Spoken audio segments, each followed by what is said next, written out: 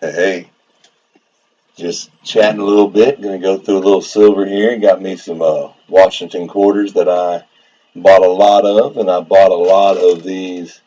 Uh, they were supposed to be mercury dimes. Funny thing, but instead of being mercury dimes, they were Barber dimes, which I think were the score. So let's just see where this goes. I don't see anybody in the chat yet, but just chilling. About to go through these coins. I did find something interesting. I was going through these Washington quarters, and I think I found a key date here. As you see, that's a 1936. Oh, I got quarters on my deal here. 36D only has 5,374,000 minted. So, of course, first thing I did was flip it over and look at that. That's definitely a D right there. So, pretty happy about that. So, I've got mostly, let me see, 2, 4, 6, 8, 10, 12, 14, 16, 18 of these quarters were in the 60s.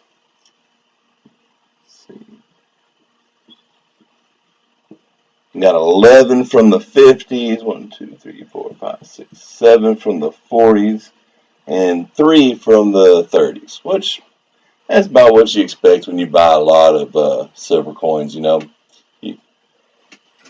Let me show you here. Those are my silver quarters, which is about what I expected. I'm going to slide these over here.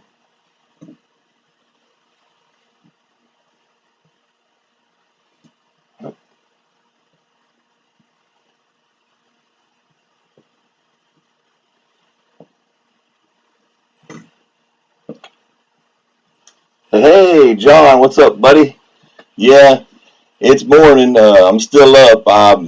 My shift changed on me. I got off at 10 o'clock last night. I don't go in till 10 o'clock tonight. So hey, I figured might as well get on live and have a little fun, right?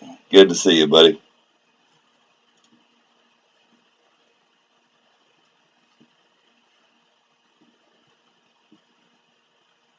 So John, this is actually my first time live streaming, and I wanted to know how's the video quality been so far. You been able to see me good? Well, I guess you're seeing my coins right now.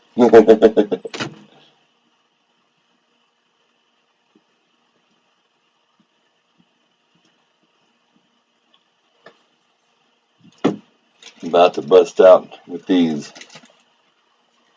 Barber dimes. See what I got here.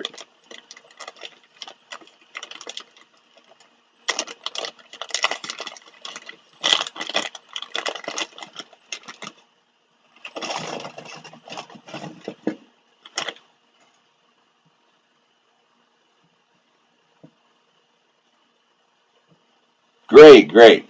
I actually tried to live stream once before, but my internet would not support it. So I upgraded to better internet. Glad to know the sound's good. I do have a little microphone going right here. I hope I don't bang the coins too close to the microphone. But excellent, excellent. I'm trying not to mess up my arrangement here too bad.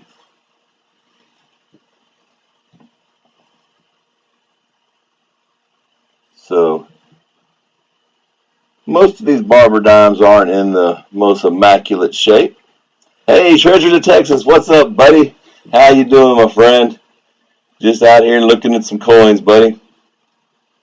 As you see, this is what I got when I ordered a lot of mercury dimes. I got a lot of Barber dimes, which to me was a score. I'd rather have Barber dimes anyway, but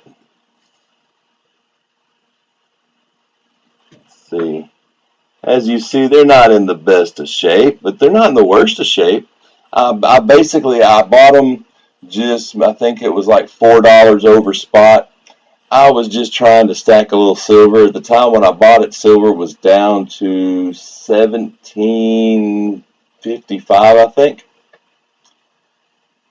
Well, all right, John, you have a great day at work, buddy. I hope you have a good one. All right, let's see here. Yeah, they all seem to be average shape.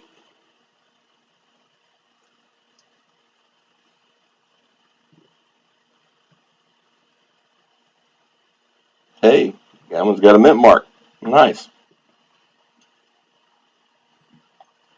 Let's see what else we got here. 1907, but that one looks like it's had a rough life. Yep, that's going to go in the rough pile right there. Let's see if I see any real nice looking ones in here.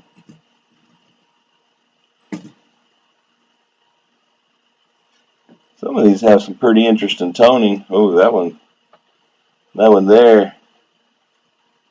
Definitely not a Black Beauty, is it? But hey, like I said, I was just buying some silver just to stack some silver. And I looked out and got some Barbers. That one don't look too bad. I mean, her face is kind of smooth, but it's got pretty nice details around the lettering. Got a nice D mint mark. I'll take it. So, Treasures of Texas, what are you up to tonight, buddy? I see you're up burning the midnight oil like me. 14.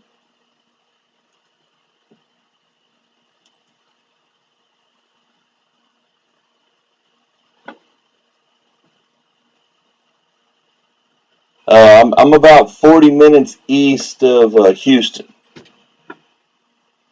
I'm in Liberty County, if you're familiar with this area. Another D mint mark. We got here. Too bad it's a little rough. It had a little more detail than some of the other ones. Another D mint mark. I'm hoping to find maybe some S mint marks here, or maybe even an O.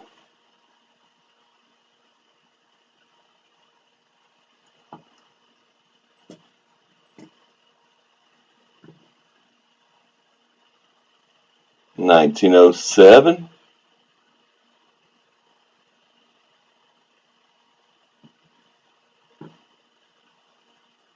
No mint mark.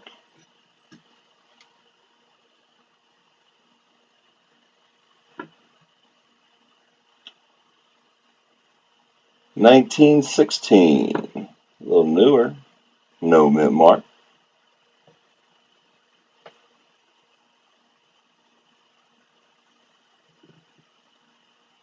Let's see. 1908. No mint mark.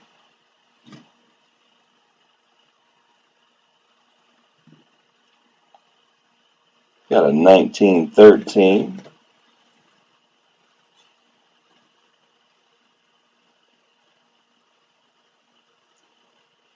Too bad it wasn't an S, because the 1913 S is actually a key date.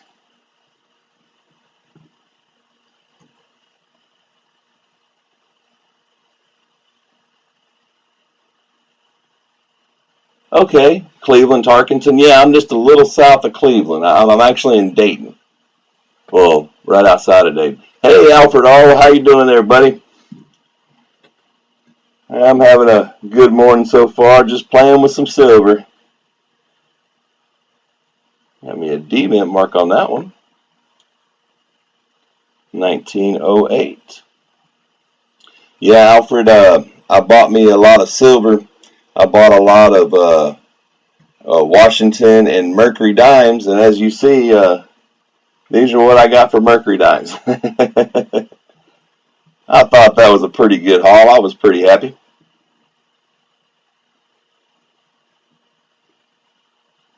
Got me a 1906.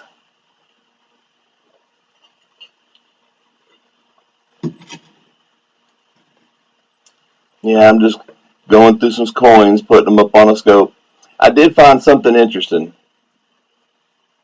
Oh, okay, you live in Alvin. I know where that's at. This so far is my most interesting find. It's a key date of a Washington quarter. As you see, it's not in the greatest of shape, but I will definitely take it. It's a 1936D. But now I'm just kind of going through these. I know, right, Alfred? You can't get mad at barbers. I love me some barber dimes. Funny thing is, I really didn't have a whole lot in my collection. I think I may have maybe 5 flipped up. Well, now I got 2 rolls worth of it.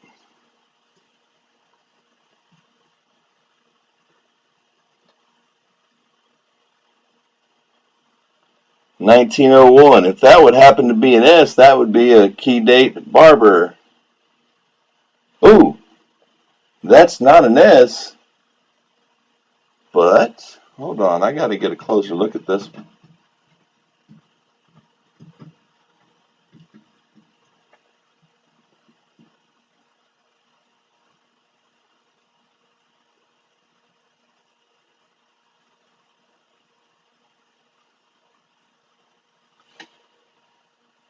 Right? I'll take an O. I'm gonna put that one to the side. That's a nice little dime there.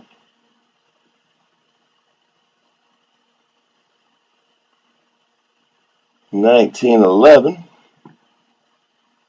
D. Okay.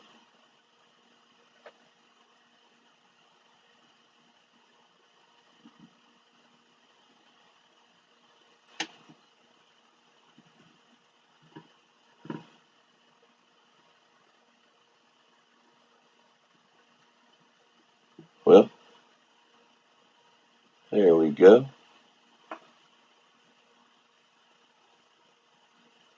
I know that's what I said, Alfred. Let me look.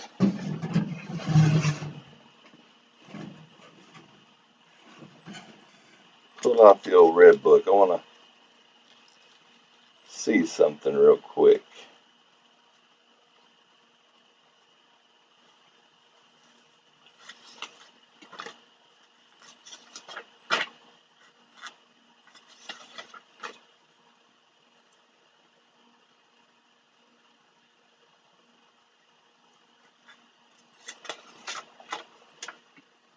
Let's see, what was the date on that again? 1901.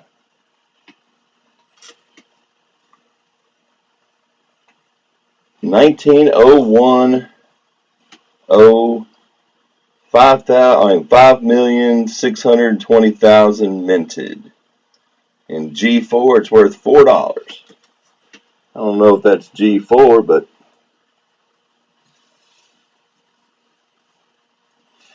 well, it was a person who has a coin shop, but they were listed on eBay. The guy sent me a thank you note, a card. I wish I had the card on me, but I'm pretty unorganized.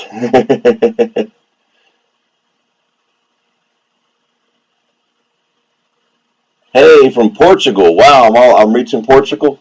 Well, hold on. I gotta say hi to you. What's up, buddy? How's it going in Portugal? I'm glad I can reach you from Texas. The wonders of the internet, right? All right. Well, let's go back and look at these pretty coins. Ah, there we go. So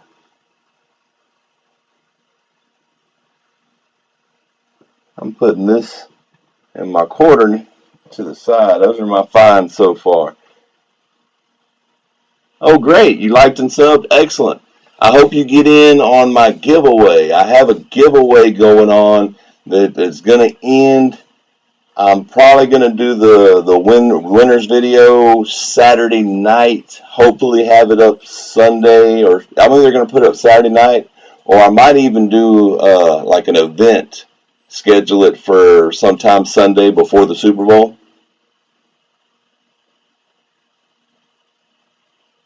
I know, right? Old mint marks are pretty rare for me. I think I do have a Morgan I got, but after closer, it's really good shape. But after I put it under the scope, it does look like it may have been cleaned. But hey, it's just for my collection. I don't sell my finds, so still pretty great for me. Oh yeah, gotta love the internet. Okay, let's see what we got here. Got a 1907, no mint mark.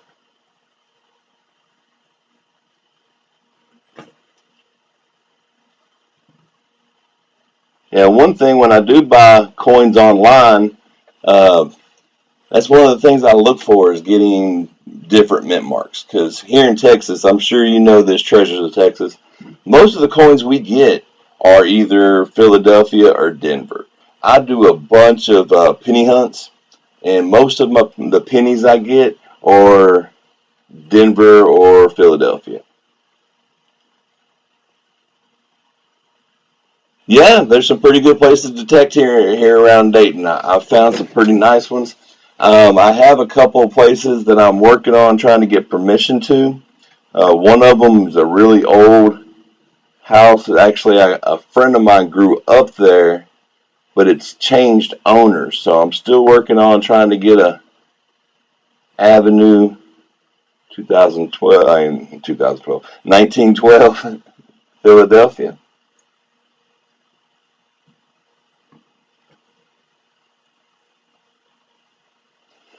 I'm not so sure about Civil War movement, but if you know the area, you know when 90 goes from Dayton to Liberty. As you go down that hill, on the right hand side, there's a big house that has like a lion, like a stone lion, kind of out towards the end of the driveway.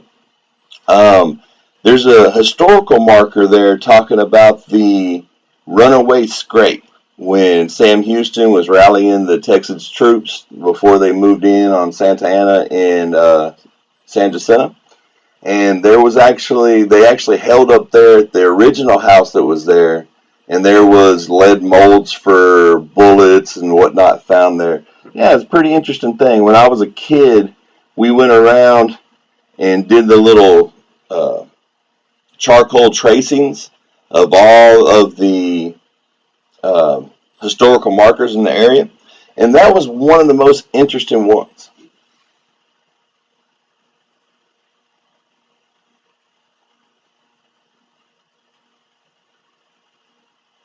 No, I don't know Algarve. I hope I say that right.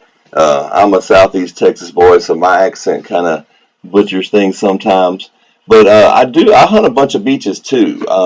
I've hunted, because I'm right here next to Galveston and the whole Bolivar Peninsula, the Crystal Beach area. I like to go down to Corpus every so often. Um, I've gone twice to Panama City, mostly for vacation, but I brought my detector with me. I did a little better this last time. The first time I went, it was so cleaned out. I mean, I didn't get any targets. I bumped my sensitivity, my discrimination down to just about nothing. Sure, buddy, put your link. Go right ahead, man. I can't get on it right now, but when this video re-airs, I'll be able to check that link. Yeah, I don't have any problem with you checking links. Hey, Make America Great Again. How's it going? Yes, I remember the Alamo. Matter of fact, oh, sorry, I didn't mean to kick the table. Matter of fact, one of my first giveaways I did on my channel, I think when I reached 500, I gave away one of the silver commemorative, what the silver commemorative half? Well, I had a silver round that was that same design with the Remember the Alamo and the star. Really awesome round. I wish I had it with me. I would show you right now.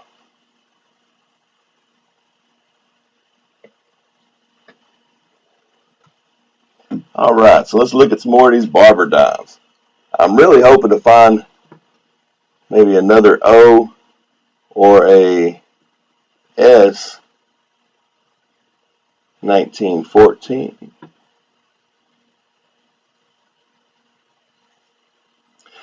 Very true, Treasures of Texas. That's very true. Matter of fact, I don't know if you've ever heard the treasure story of High Island, which is right there, like in between Winnie and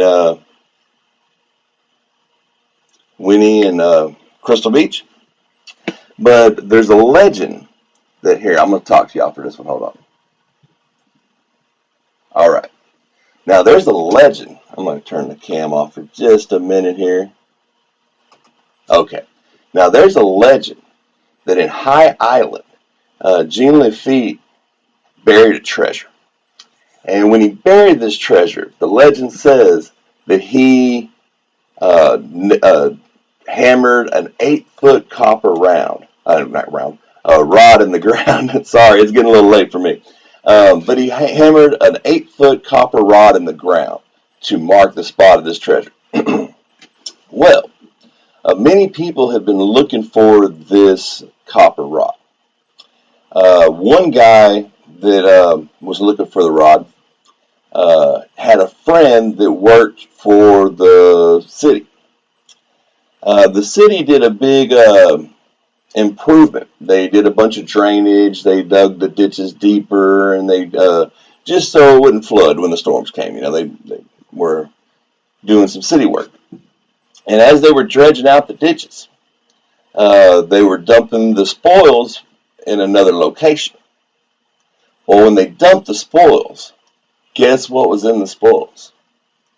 An 8-foot copper rod.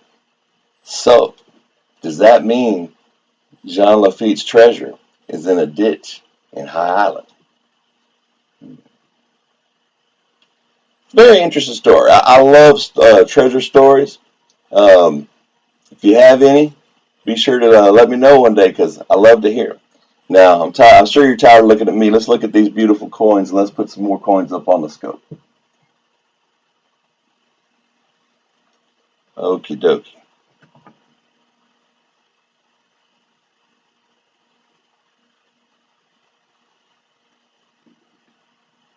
All right. Oh, I forgot I turned the. There we go. All right. That's another 1913. Now, if that would be an S, that would be a key date.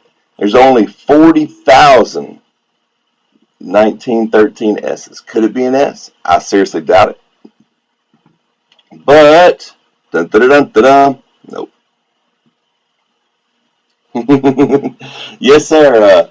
I bought some silver coins. I'm trying to stack a little silver, especially the way I'm not seeing your link, buddy. I hope I don't have it blocked in my settings. Um, I thought I enabled links.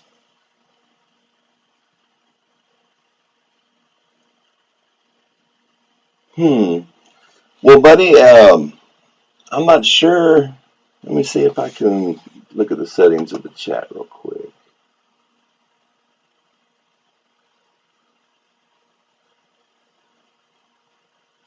Yeah, sometimes these bots kind of,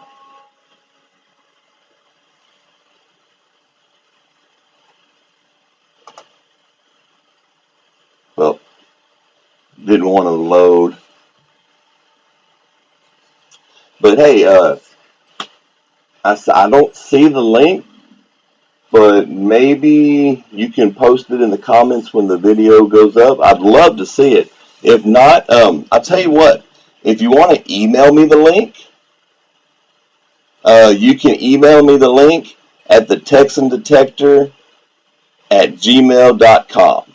It's all one word. Here, I'll put it in the.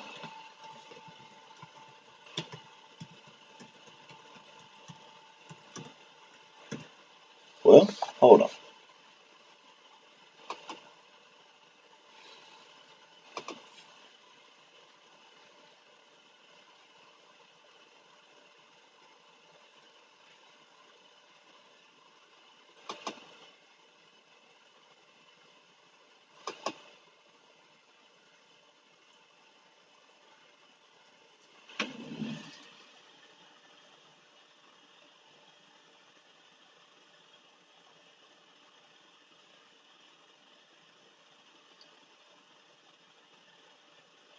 That's very true, treasures of Texas. Matter of fact, not just Texas. There's probably treasure buried all over this country. I wish when I was younger, I had the opportunity to get into metal detecting because my grandpa. That's actually who got me into coins was my grandpa. When I was a kid, he would pull out his old coins, and I just thought that was the neatest thing ever. And when he passed, uh, I was the grandchild that inherited the coins. And it was funny because he said, I'm the only one that was interested, that all the other grandkids just wanted money they could go out and spend. Yeah, I mean, it wasn't a lot. It was a little metal box, and it had maybe 2 rolls worth of Mercury dimes, maybe a couple, 2 rolls worth of rosies, a few silver dollars, a Stone Mountain commemorative $50. Still one of my favorite coins to this day. You know, Treasures of Texas, you are so right. The first target I ever dug was just a pull tab, and I still have that pull tab. Excuse me, let me get something to drink. Just the fact that I could find something that was under the ground that I couldn't see with this new detector of mine just amazed me. And ever since, I've been hooked.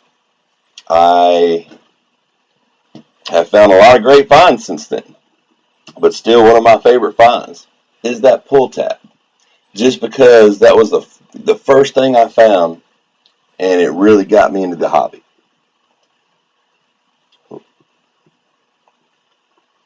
So we got a 1908.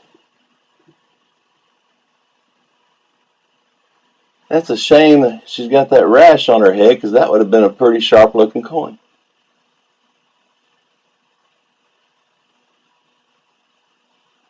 Yeah, for some reason it's not letting me sign into the chat. Hold on.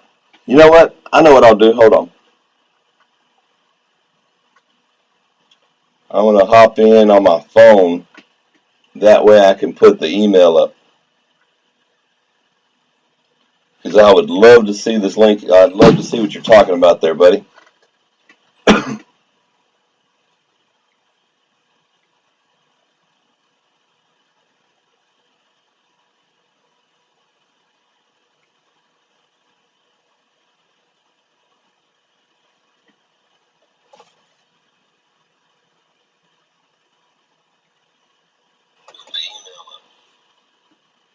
Okay, here we go.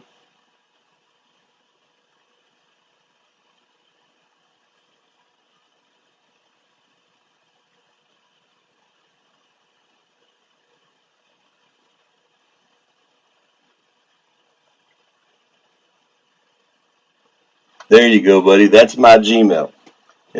Feel free to hit me up. I love to chat. Send me the link, and I would love to check it out. Make America Great Again. I'm actually part of the White's Field team now.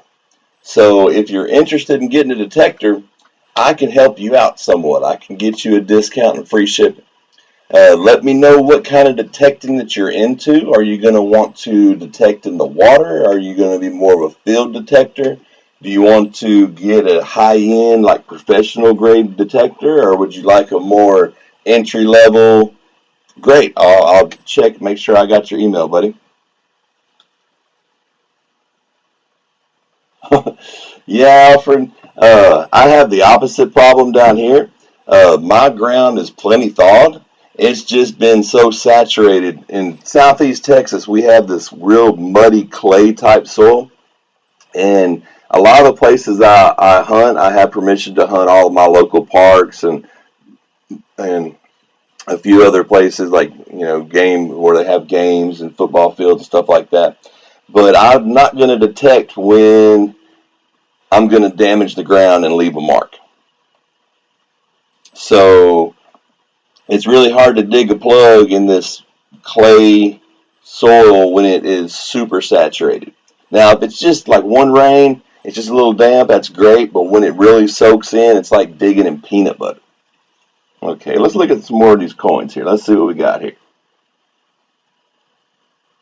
1913. Now, I've came across a lot of 1913s in this pile. Can one of them, just one of them, be the S? No.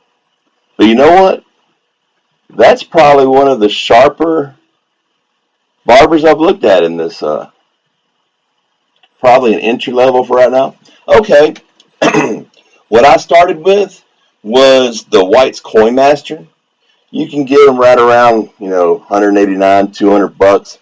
Um, but the only thing with that detector is it doesn't have a VDI readout, which is like the numbers.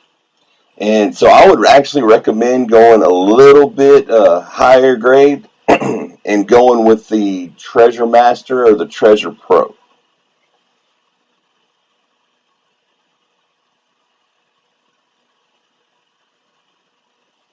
Hey, Noctum makes a pretty decent detector. Um, but for the same price range, you could get you a White's MX Sport. That's what I swing. I have detected with people with AT Pros, AT Maxes, Equinox 800s, and honestly, I feel that the MX Sport stacks up to pretty much any of them. But then again, I may be a little biased. Yeah, Make America Great. I'm telling you that the White's Treasure Pro, I want to say it's around 350 bucks, and it it does almost everything the big boy detectors do. Lower price, super light. I think it runs off of just two AA batteries, so I mean it's super light. I've actually been wanting to get one since I became a part of the White's field team. I've had, I must have had at least 15 or 20 questions from people either wanting to get one or that have one and wanting to understand the settings. Uh, I'm pretty familiar with the detector. I had a friend that had one. It's a great detector. Um, Real easy. That's the best thing about it. It's one of those turn on and go type detectors. No, I have not detected in San Antonio, but I would love to. Matter of fact, I somewhere in between. You know where I really want to go? I've been wanting to go to the New Braunfels area, where they tube down the river. I really wanted to get like a little kayak.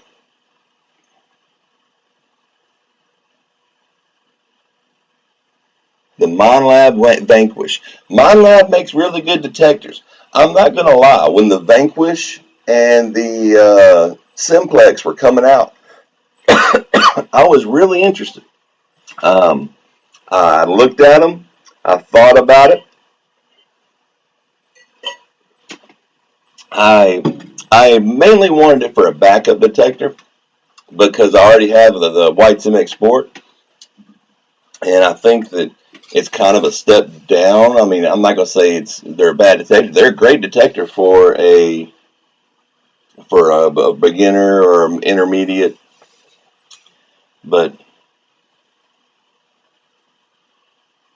yeah. See, a lot of the river there in New Braunfels is in state parks. State parks are off limits for detecting in Texas, but there are campgrounds that the river goes through, and then those camp areas, that's private property. So as long as you have permission from the camp owner, that whole stretch of river would be free game. Another thing I thought of was just tubing down the river with my pinpointer in my pocket. Because just every place where you think that this is where a tube would flip because of rapids or whatever, just kind of run your pinpointer across the cracks in the dirt. The Simplex does go deep. I have seen some videos that really blew my mind, but I've also seen some videos that seems like it was real chattery. Now you know what? A lot of people like that chatter. They like some people like the threshold. They like that hum. The way I have my detector tuned in. I don't hear a lot of chatter unless there's a lot of trash. Excuse me, guys.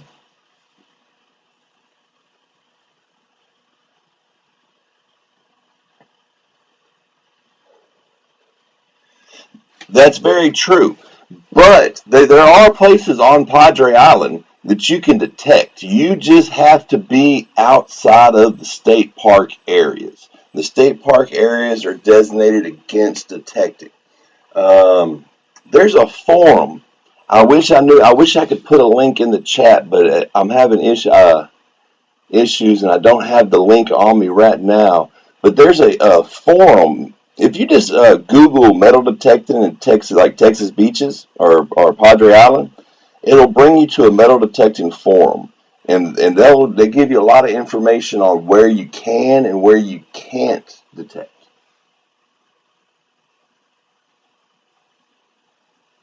You and me both, treasures. You and me both. Uh, I remember HEB used to have a special every year for 4th of July, where if you spent $10 in groceries, you could get an 18 pack for $10.99. I remember I had a Nissan Maxima, and we had to put all our camping gear in the back seat because we filled the whole trunk up with beer. We went up there for a week. Me and a buddy of mine. Well, actually, it was 14 of us, but it was me and a buddy.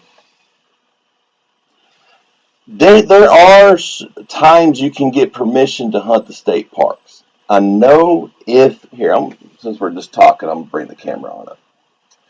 You can get permission to hunt the state parks.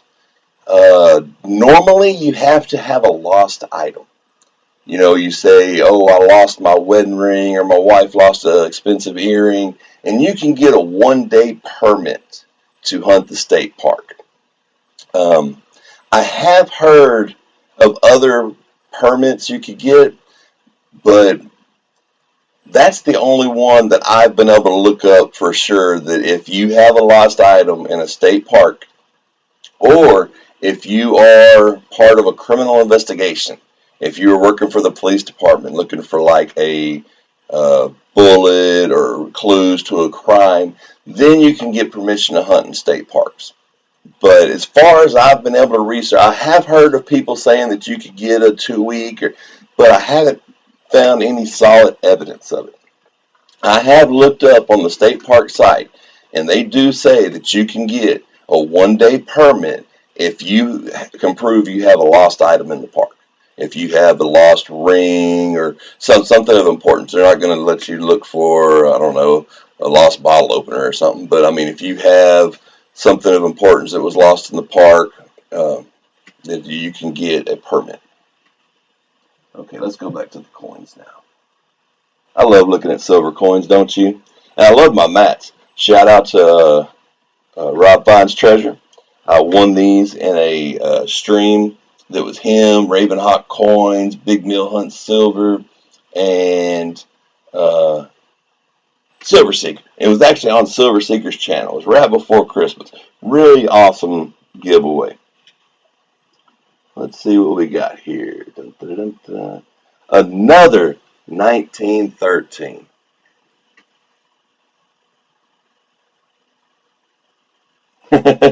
Yeah, um, I kind of have a similar thing here, not near as interesting as the missions in San Antonio, but really near where I stay, there is a historical segregated school. Sorry. Matter of fact, I believe their football team um, actually won state for the segregated team. Dang it, no S. And their football field was right behind the school. And you know, that football field saw a lot of activity back in the old days. And I would just love to detect it. You want a mat too? Oh, that's great, man. Um, I actually won the whole set. I couldn't believe it. I was actually You know how it is when Christmas comes and you save up money so you can buy your loved ones with gifts. And I took vacation. I wanted to make sure I had money, eat out and do whatnot. And I was hoping, I was like, man, I hope I save enough money that after my vacation, I could buy me. I wanted the penny and the nickel mat. The silver mat, the one I'm using right now, that was just kind of a pipe dream. It's like, it'd be nice to have it, but I really wanted the penny and the nickel mat because I do a lot of penny and nickel hunts. And it was just amazing that I won it. And the amazing thing was, not only that I won it, I got it in like 3 days. During the holidays. I mean, I know he's not far from me and all, but I mean, I normally you win a giveaway or something. Heck, it's 3 or 4 days before they even mail it. I got an email the next day.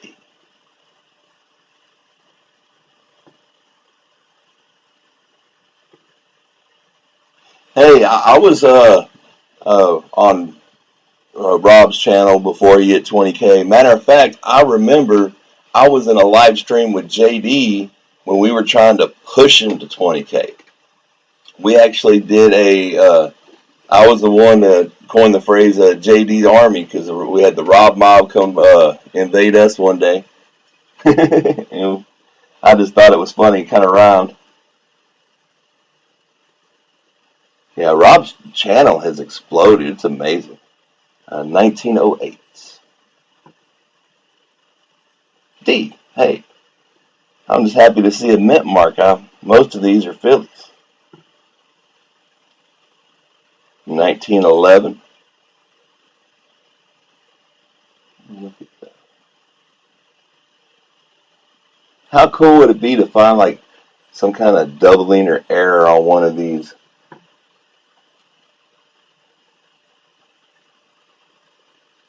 I need to look that up, see if there's any known errors for the Barber dimes. 1908.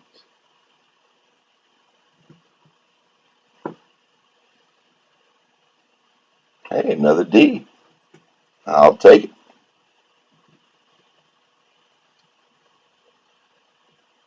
Now, y'all, I got a question for you. I want your opinion.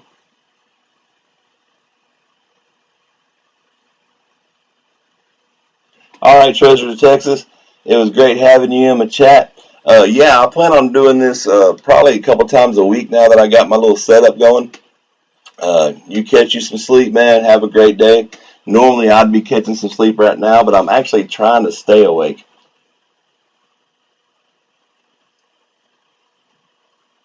Yeah, he did. He went for, I remember it was 20K, then it was 50K. I think, is he 60K now? Like 60 something? Matter of fact, I'm kind of curious. Let's see.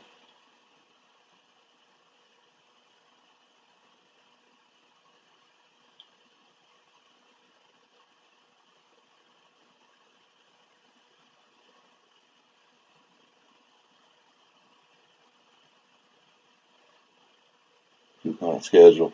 Yeah, I know what you mean, man. I'm I'm covering for one of my people. Somebody went on vacation, so I got to work the graveyard shift uh, tonight and tomorrow night. Yeah, Rob's up to 66.2.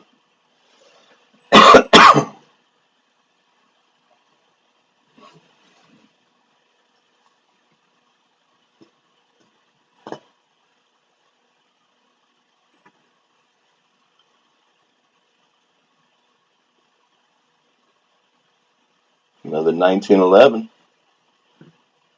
Rob was on earlier. Oh yeah, I guess he was. It was Wednesday, huh? Yeah, I've been missing the Wednesday stream. Friday is the stream that I almost always hit, but I'm gonna miss it this week because I'm gonna be at work. Later on, Treasures of Texas. Great having you in, buddy. Look forward to the next time.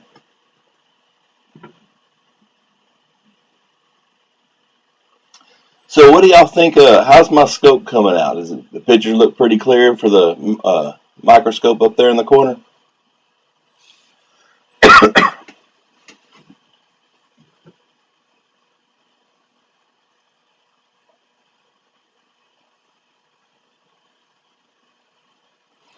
Later, Tot.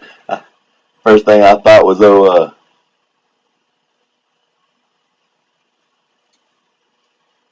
yeah, I've heard that. I haven't gone to his gardening channel or his what was the dad channel he had? I remember they put the link one time in the chat, but my internet was crapping out on me. It was either stay in the chat or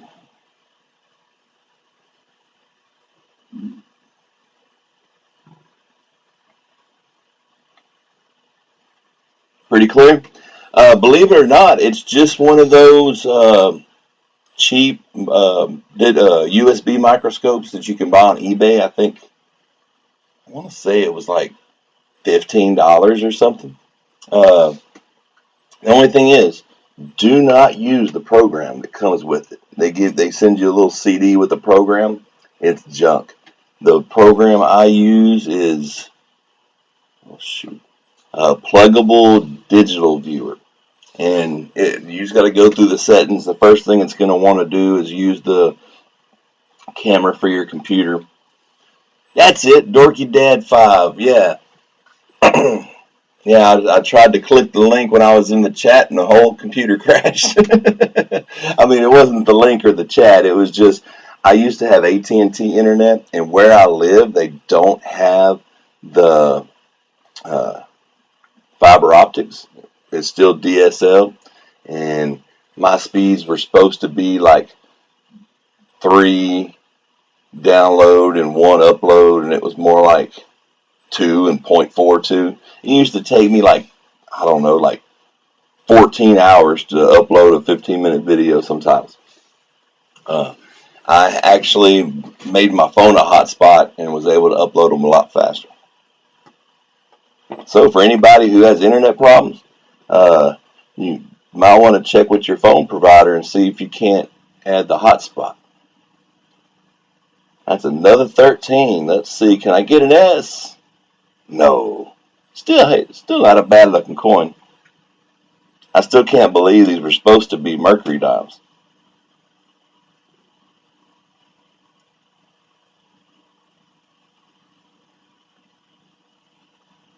$19.11.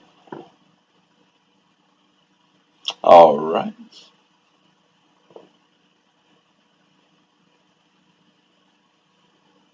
1903. Too shabby.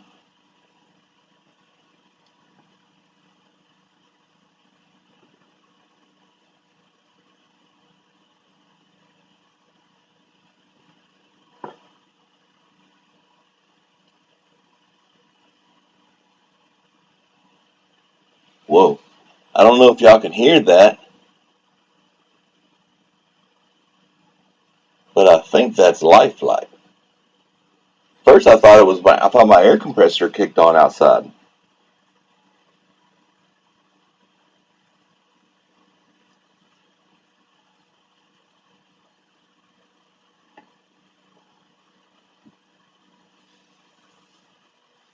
Oh yeah, it was just my air compressor. I heard it kick off.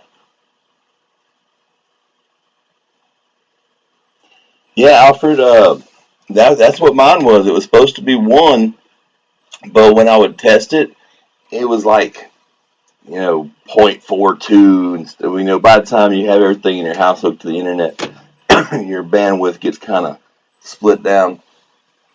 So yeah, I went down and talked to my phone company, and for like I think it was like $10 extra, or it might have been 15. I was able to turn my phone into a hotspot with unlimited data. Uh, it bumped it up. I mean, those videos that were taking me, I don't know, anywhere from 6 to 16 hours, I was able to upload them in about 2. You know, it was definitely an upgrade. But now I'm with Xfinity,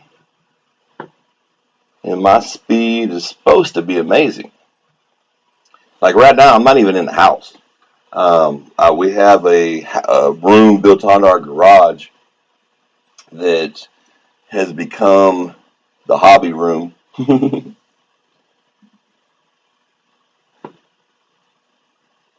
Yeah, they're proud of this internet. Now look, this 1913's all chewed up is probably the one that would be the S. I would still take it. It's not though. Yeah, that S is going to be hard to find. There's only 40,000 1913 S minted. So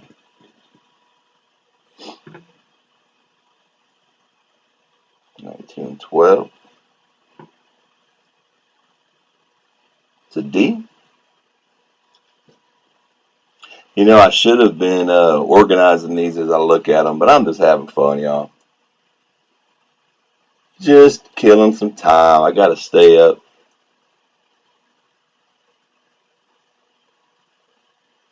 K. Very fast and good. That's your Wi-Fi provider? Nice.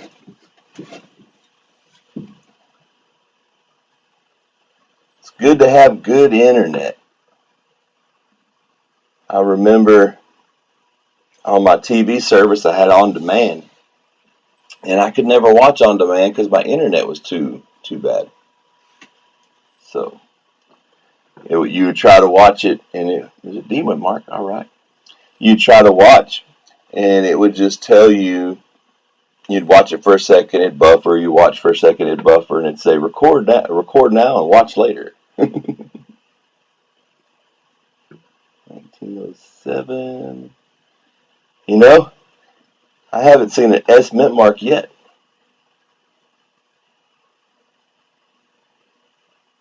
I feel you, make America great. I get to that point all the time. Matter of fact, I think I messed myself up last night.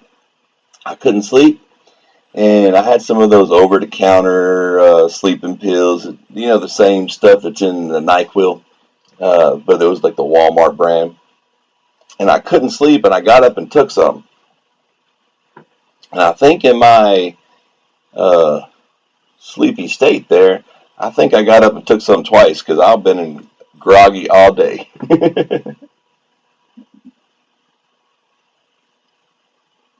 1908.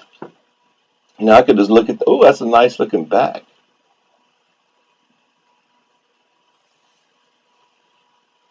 That D sure is stands out nice, even though the reef is kind of worn down. I just like the look of it.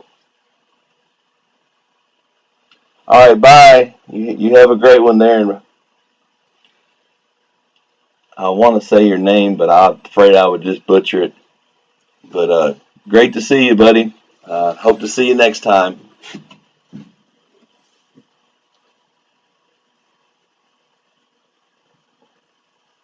Yeah, I got a feeling a lot of people are going to start going to sleep pretty soon. I might be one of them. Ooh, that one's got almost looks burnt on the back.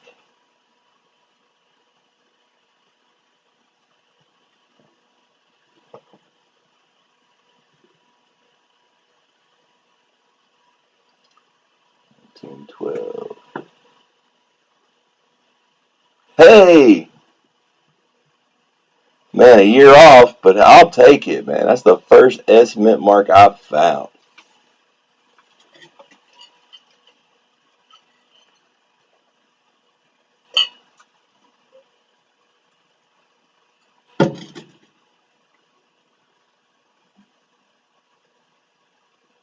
Yeah, but Make America Great.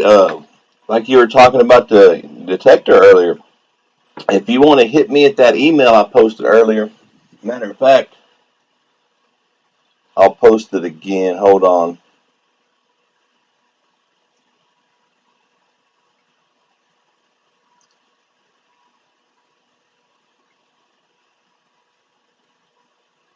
Yeah, because if you're really interested in getting the detector, I'd love to be able to help you out there, buddy.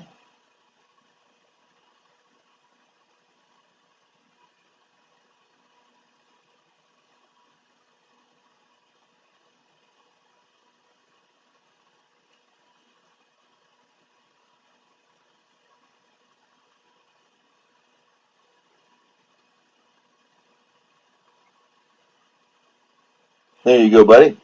Yeah, just shoot me an email, man. I can give you a promo code if you want to order a detector from White's. They'll get you like 10% off, free shipping, and no state tax. Um, I've had people tell me, it's like, oh, why you want to buy your detector from White's? This is when I was buying my detector. They said, well, why do you want to buy it from there? You know, you could probably get it cheaper at such and such, but you know, a metal detector is kind of an investment, and you know, you have warranty. Uh,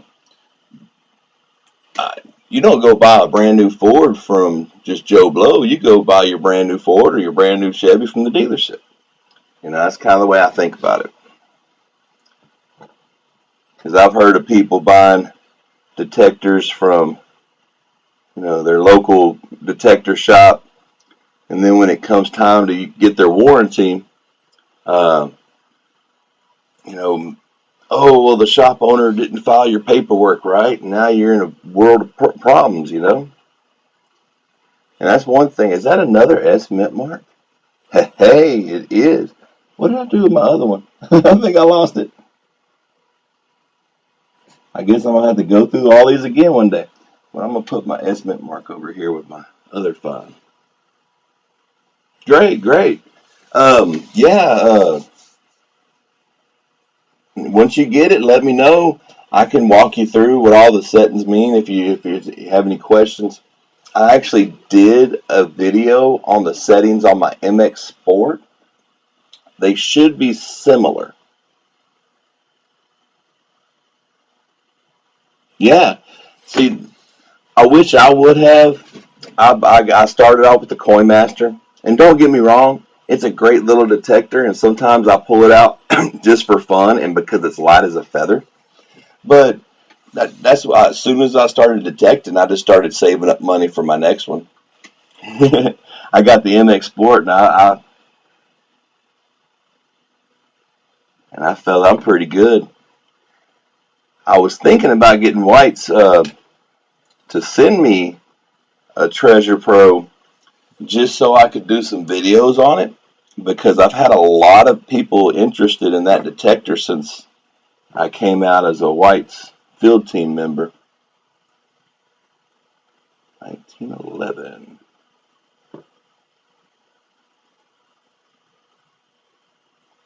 And see, the best thing about getting a detector that's a well-known brand like White's is even if, let's say, a year or two from now you decide that's not your hobby or you decide to upgrade or whatnot, they hold their value.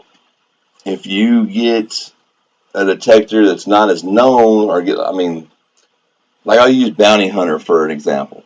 It's they make pretty decent detectors, but once you buy one, they depreciate a lot. You know, you buy a $200 or $300 Bounty Hunter and you want to sell it in a year, you're lucky to be able to get $80 out of it just because of the name. Now, I could sell my Coin Master tomorrow for heck probably $20 less than I paid for it, and I've had it for 3 years, so or might be 4 years.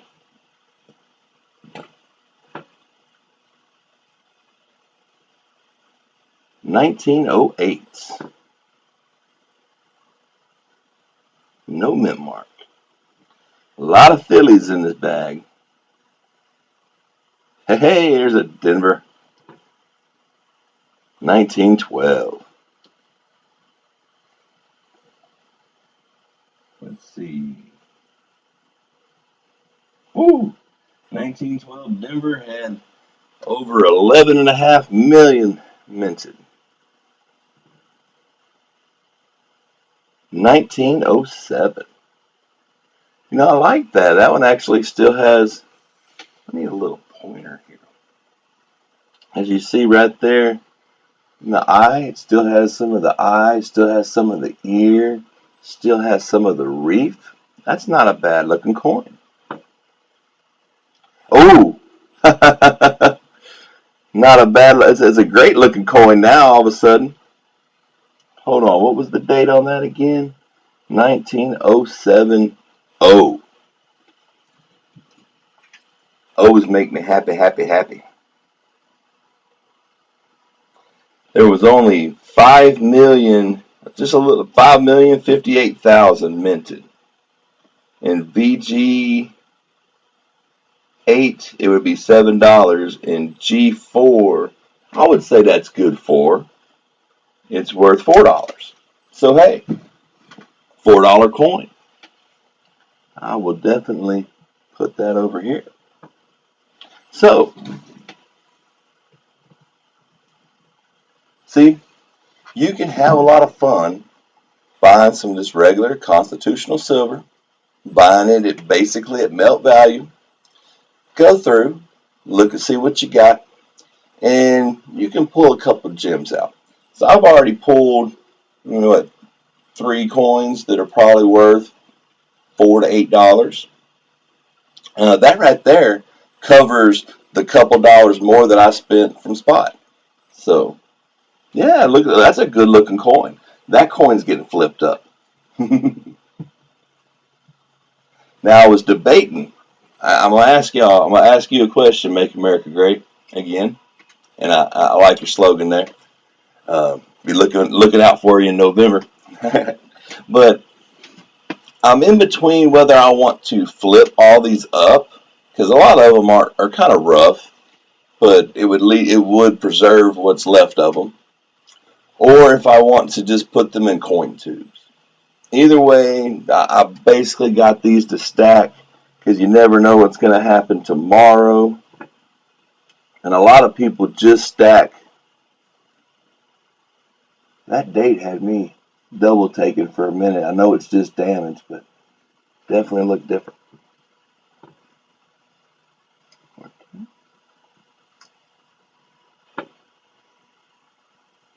Ooh, that's a pretty sharp looking 14 right there. Like you see the eye, you see the lips, a little bit of the reef, but the lettering's real sharp. There's no like bag marks and, well, there's some, but that's a pretty good looking coin, I'd say.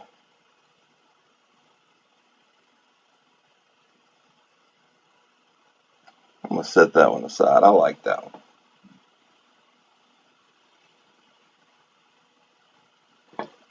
Uh-oh.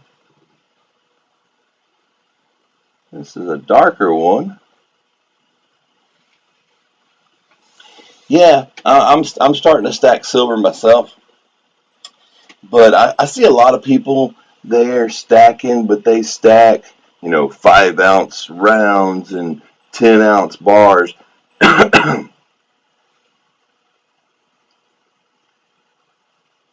Yeah, Alfred, you're probably right. You're probably right on the money.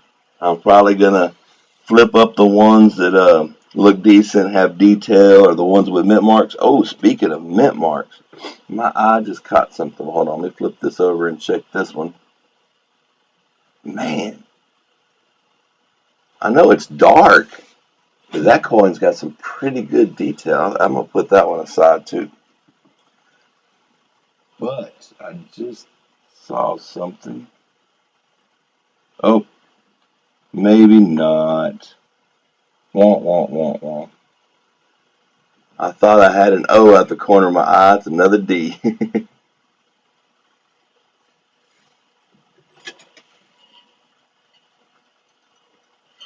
Yeah, but the main reason to stack silver is, in case things go south, right? You want to have currency not based on paper money. If, the economy goes down or, you know, I hate to sound like one of them doomsday preppers, but, that's one of the main reasons why you want to have it, just for security, right?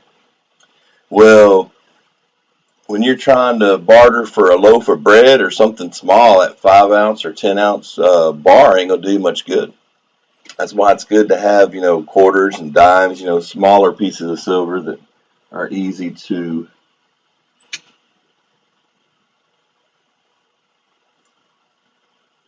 Yep, me too. I started stacking all my pre-82. Matter of fact, I got some of those organizers like they use. Matter of fact, hold on.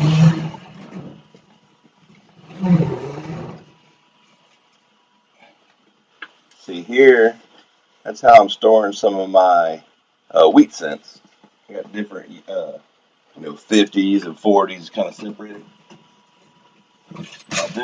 This organizer here is just kind of a hodgepodge. I got some quarters that I thought were nice. I got a bunch of uh, 2017 Ps and stuff like that.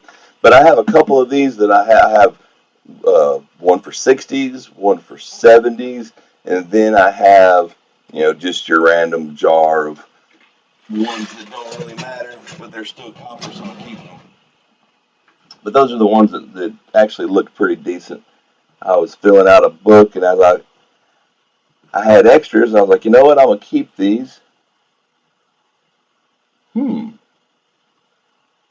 That's an interesting looking coin. Got a real sharp date. It's just got a little road rash on it. And no mint mark.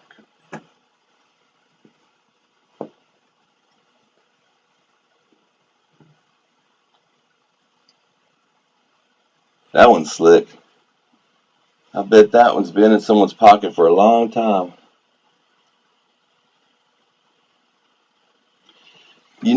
I'm going to show you something here, buddy. You're talking about what to look for. Now, we all know you can get your red book. I have one in the house and one out here to look for key dates and stuff like that. But now, something I just got into a couple years ago are errors. And this book here, to Strike It Rich with Pocket Change, is a great tool. It really tells you a lot of the errors that I didn't know. I mean, a lot of them, the extra thumb on the 2009 Lincoln and stuff like that. There's a lot of them I didn't know. And it's just fun to read, and it's also fun because then you know what to look for in your pocket change.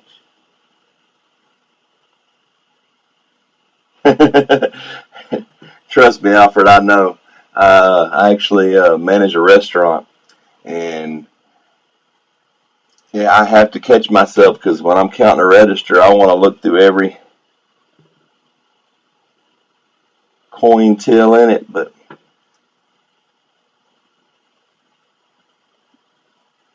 yes, I've heard good and bad things about that.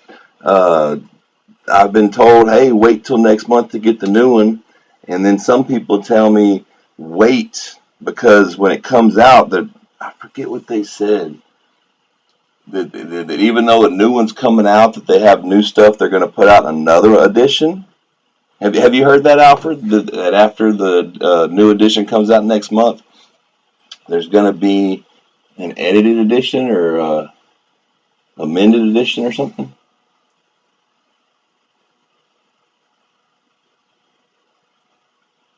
Double rim. I have a lot of pennies that have that are like a little off center, have like a real fat rim on one side and real skinny on the other. And I have one. I don't think I have it out here right now, but I have one that is like 50% off center and has the date. I really love that coin. I've found a lot of machine doubling. I haven't found much of the actual doubling. Oh, but I did find something interesting the other day.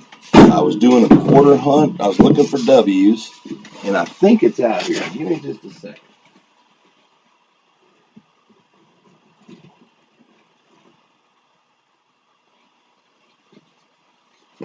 Here, since we're talking about coin errors, I want you to look at this one.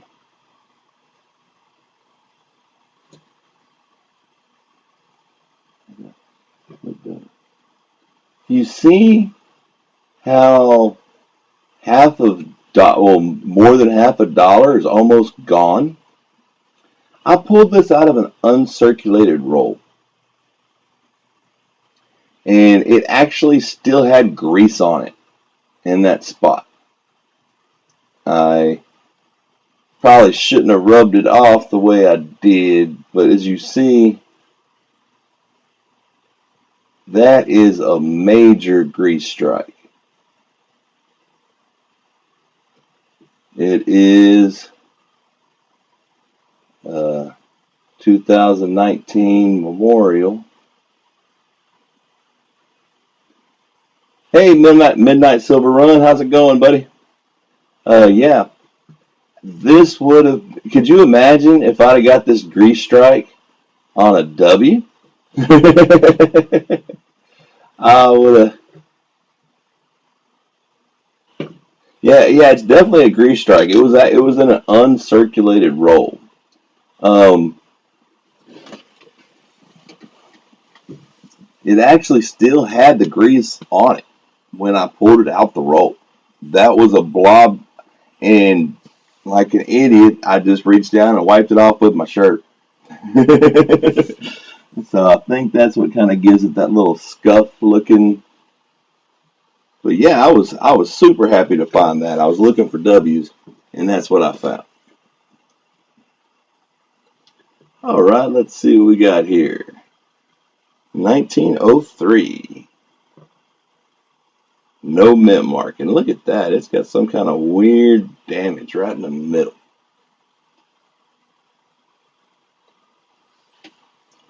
Oh, just to catch you up there, midnight. Uh, I bought a bunch of constitutional silver, and I'm just going through it to see if I find anything interesting.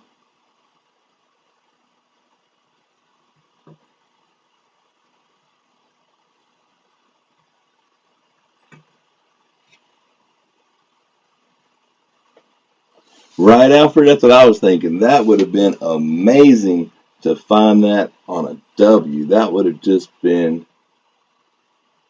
I probably would have done cartwheels all the way out the house. Because heck, what are the W memorials going for? I don't know, probably about 20, 25 bucks. Some places sell 30. I've seen them up to 60. Could you imagine W quarter with major grease strike? I probably could have got 100 bucks for it. Not that I would have sold it. I don't sell my coins. I either keep them or give them away.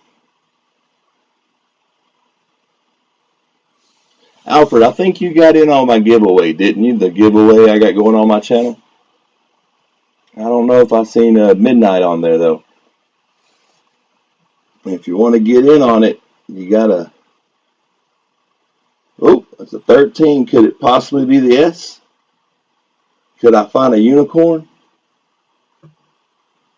Dun dun dun dun dun. Nope. That's a real nice looking one though. I've seen a lot of 13s in here.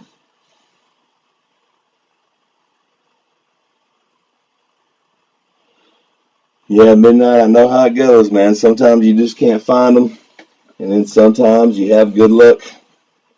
Uh, the funny thing about these barbers I'm going through, they were actually supposed to be mercury dimes.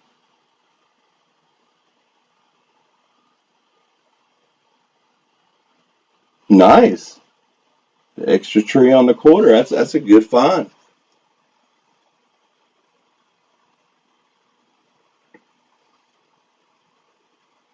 Yeah, I've got a set of the state parks, the books. I'm gonna start doing a bunch of quarter hunts, but I just haven't got around to. Oh, you know what? Look at that. There was one dime still in the bag. Maybe that's the lucky one.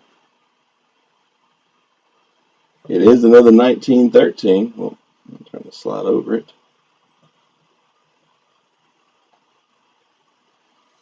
Oh, look, it's got a ding in the rim. Huh.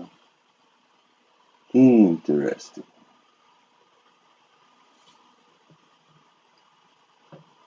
Yes, yes. Oh, so you are. Yeah, I think I did see you in there. Okay. I plan on doing that giveaway video this weekend. The actual giveaway. So I hope you're in it, man, and good luck. I was hoping to be able to get up to 800 subs before the giveaway, so I could give away that that silver Ike dollar. I got it's still in the case and with the certificate of authenticity and everything. It's sweet. It's going to be the prize when I hit 800. That one looks like. Have you ever seen anybody give a silver coin the baking soda treatment, trying to make it look clean? That's what that looks like to me. Like it's had the baking soda treatment. You can kind of. I need a little tiny pointer so I can show you what I'm talking about. For those little blemishes in the background. Yeah, you see how the details rub down. That's definitely been cleaned.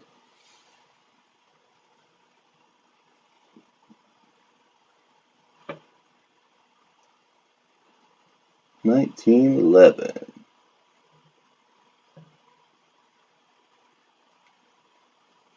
D.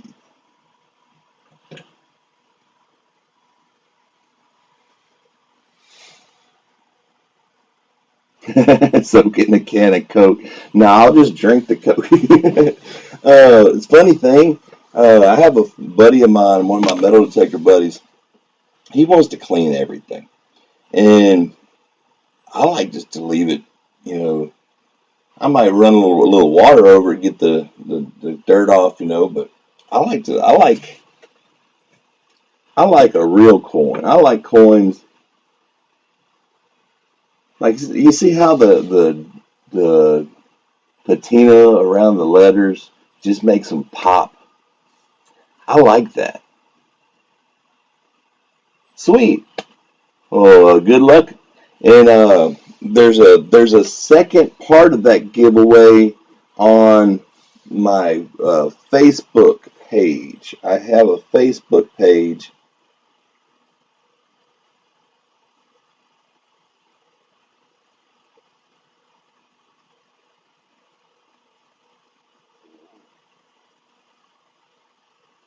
Ah.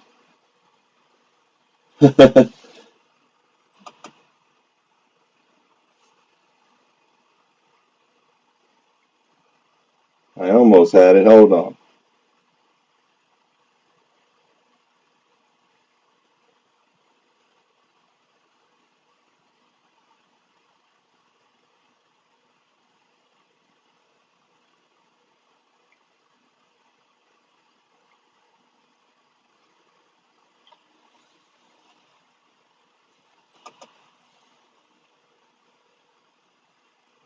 Okay, there we go. Yeah, Friends of the Texan Detector on Facebook. It's a it's just a page I started. There's a second part of that giveaway, and that second part of the giveaway is it's this copper round and silver quarter. The Stand in Liberty style copper round, 1 ounce copper round, and a silver quarter. And of course, all my giveaways come with channel stickers because that's an awesome sticker, if I do say so myself. Considering I made it myself. Well, I didn't make it, I just designed it. Something I did here, the lighting for my scope, if I use the lighting, it kind of glares on the coin. So I went and bought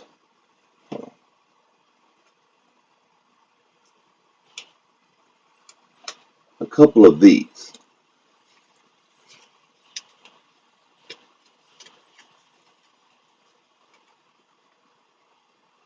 Right, Alfred? Actually, funny thing, I have a video on my channel about cleaning clad coins with a rock tumbler. Like you said, when they're not collectible. But the funny thing is, the copper coins, the copper pennies come out great. They actually look nice. But yeah, I bought. Hold on, I'm gonna blind y'all for a second. You ready?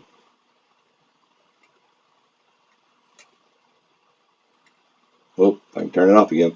This is a under cabinet light, and the way my desk is, it has a little shelf like for a printer or whatnot, and I stuck one of these lights under there, the way I got my microphone set up. It works really great. It gives me just enough light, and I have this black mouse pad that I use as a backdrop for my scope. Thanks, Alfred. I put a lot of work into that sticker.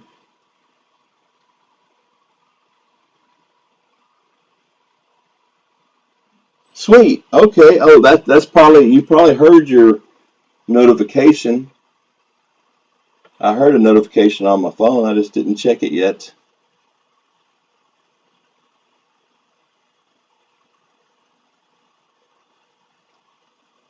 All right, buddy, you are in.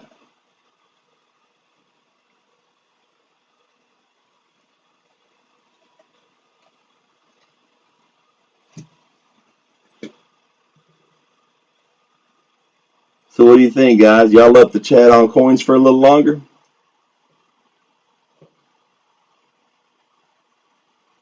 Because I am up to chat if y'all are, but if y'all want to chat a little longer, I'm going to need to run in the house real quick. All right, give me like just like 2-3 minutes. I just got to run inside and check something real quick. Yeah, I'm one of those people that has 100 things going on at once. Let me see. Let me find something pretty to put up on the scope. Well, I don't know about pretty, but I'd say this is my best find today. So, yeah, Alfred, the scope light, like it seems like it's almost different from coin to coin. Sometimes it's got those, dots on it, and it's always right where you want to see it. And God forbid you want to try to put a coin with the flip underneath it. But with that light, it really, like, look at this. That's a coin in a flip. I mean, you don't get coin scope seeing a flip that great. And it's like I put it back just far enough where it gives me light, but not close enough to where it gives me a bad glare. Yeah, I gotta grab me a drink, and I gotta grab me a cartridge here. I'm out. So give me like 2 minutes, and I'll meet y'all right back. Okay? I'm gonna leave this quarter there. Oh, in case you didn't know, this 1936 quarter is, well, this is the D.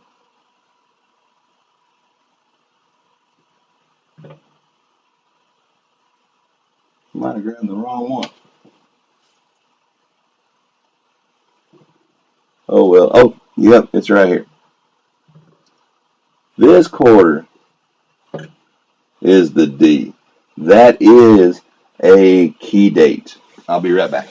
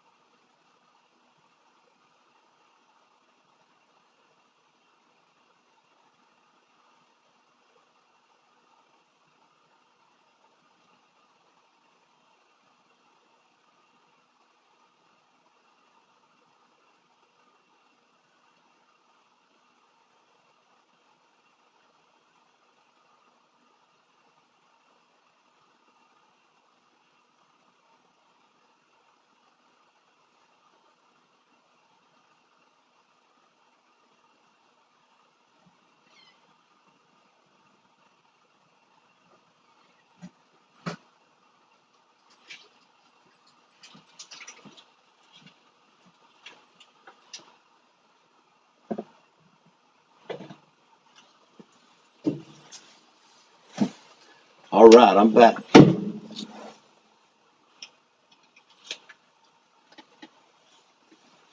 Go this way.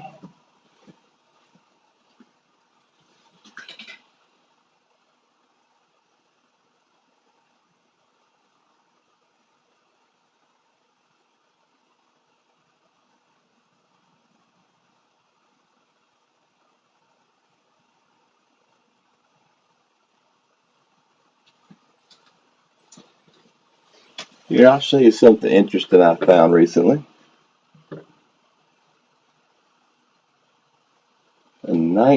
Oh wow, that hole looks really jagged through the scope.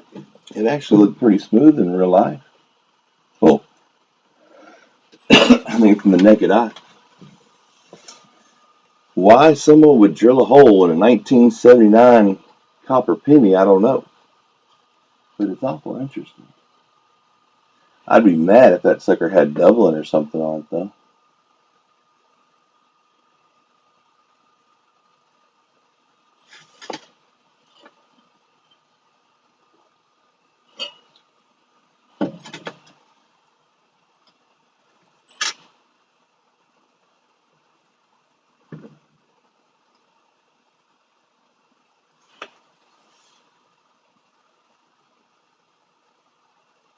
Here's a real sharp 1965. That Liberty looks weird, doesn't it? Like there's some sort of damage right there.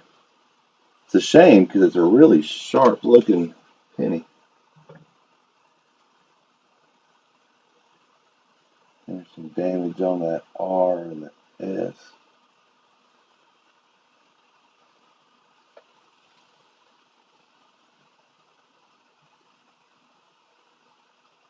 Nice. Hey, anytime you find some pennies, that's a good day, right?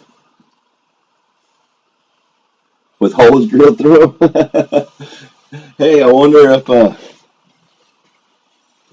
they were all really all 1979.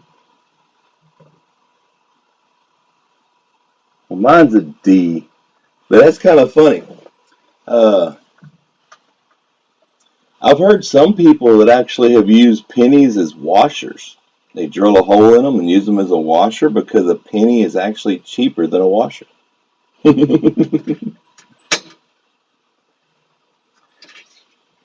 I'll show you something I always find interesting.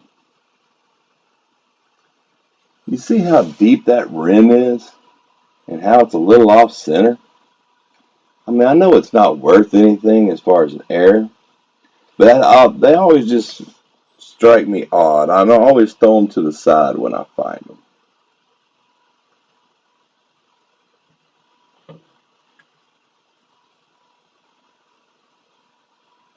And the funny thing is, the rim's perfectly normal on the reverse, but the obverse, look how much more rim there is on this side. Okay. Well, I got a few more of these 1916. It's funny how this one has a lot more face detail than a lot of them, but then it's kind of worn at the top. I wonder where my screwdriver is. Uh-huh.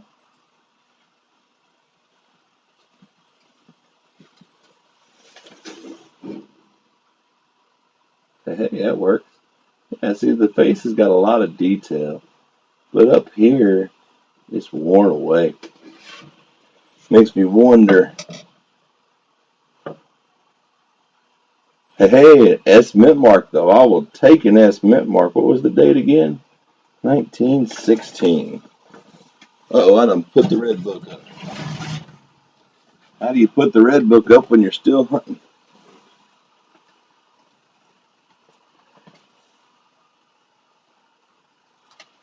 Yeah, I heard someone term the phrase deep dish when it comes to pennies like that. I kind of like that term. I thought that was kind of interesting.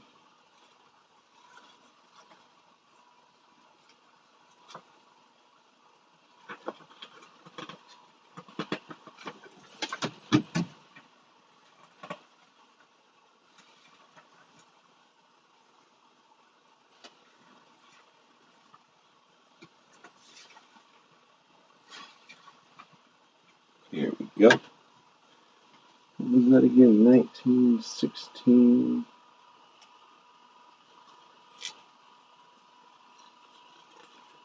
I'm just curious to see what the mintage is on that 1916 S. Not bad. 5,800,000. Nice. We'll put that one to the side.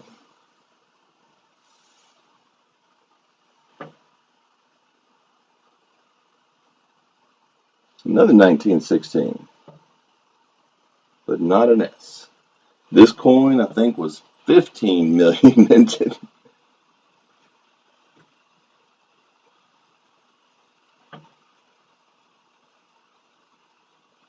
You got a 1914. Could it be an S? If that's an S, that's only 264,000 minted.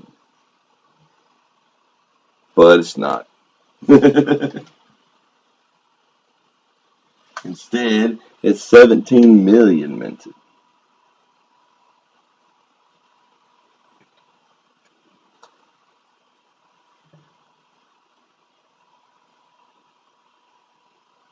That's the second one I've seen with that mark, but the other one was on the back.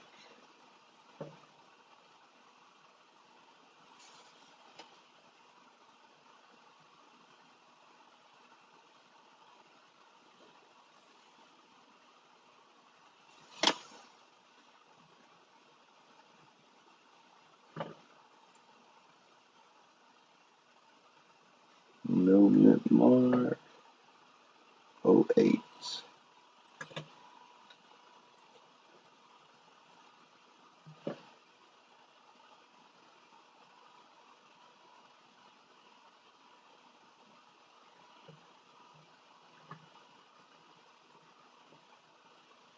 I'm standing on my head and look at that one. 04. You know, I haven't found any 1800. They're all 1900s. 1905. I just got something on it.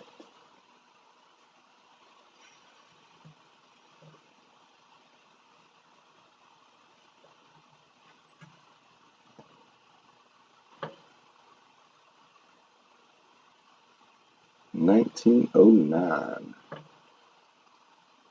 Oh. O's make me happy. 19.090.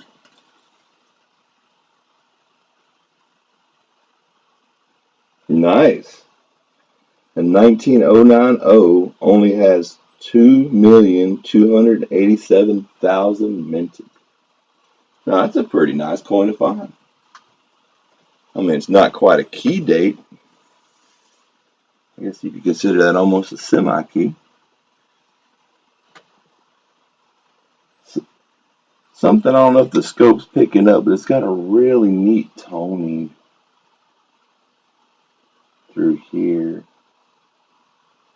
Actually, the whole coin has kind of a rainbow tone to it. Let me see if I can do something here.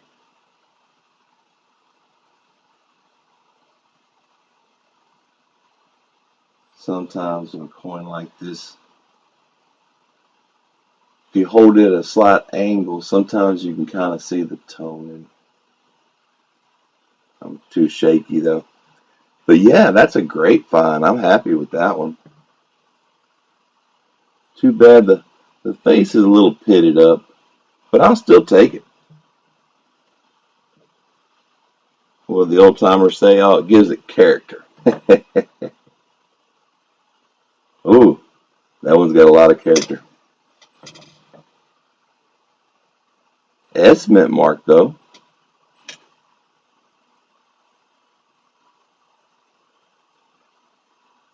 You could see it when I tilted it like that? Yeah. That one,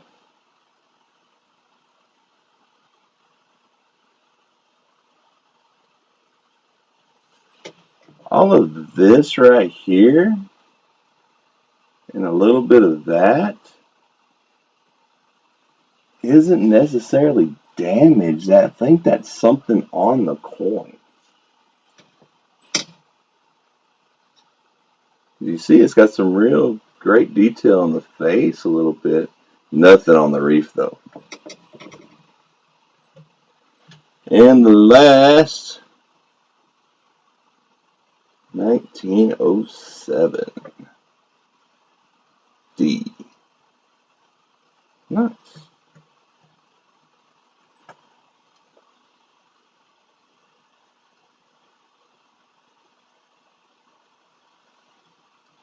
I'm going to give you an example why I don't like to clean coins.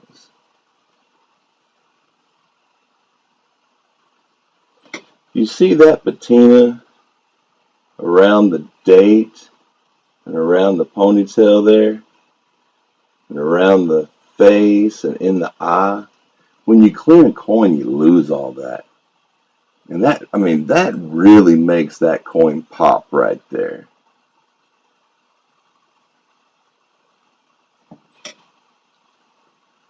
$1941, no mint mark.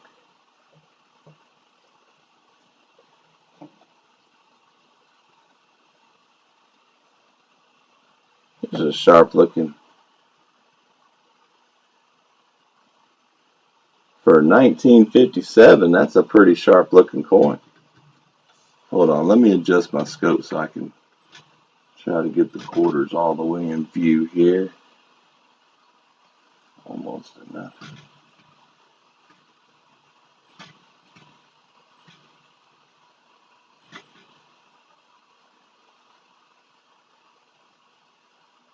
There we go.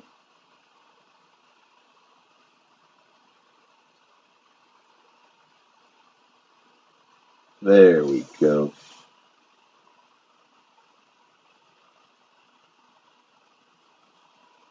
God we trust.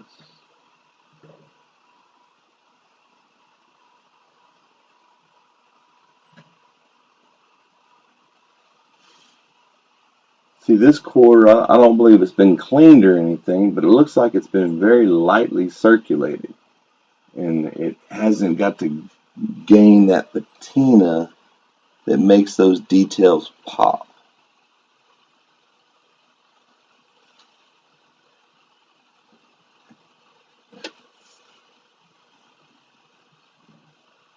Let's see. That's a real sharp looking coin. Here's a similar condition with a little more patina. You see how much more that pops? I just love the way that looks.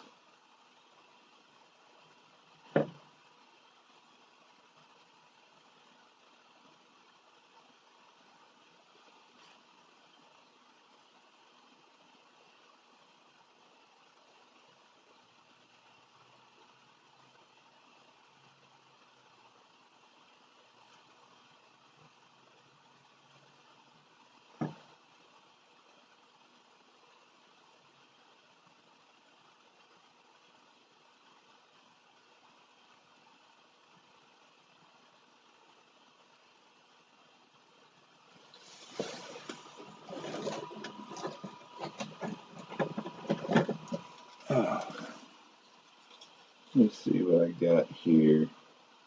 You want to see a sharp? Oh, gotta move some of these down. Tell me that's not a sharp 1955. And yeah, I looked, there's no doubling.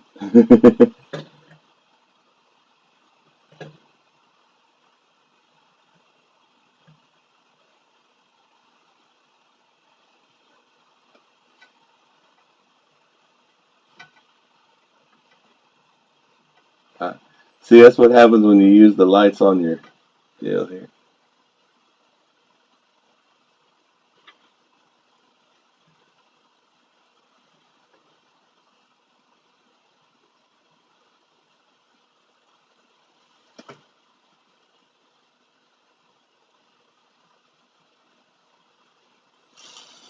Yeah, I wanted to look because I heard there's another Dublin that I didn't know about up here on some of the 1955 Ds.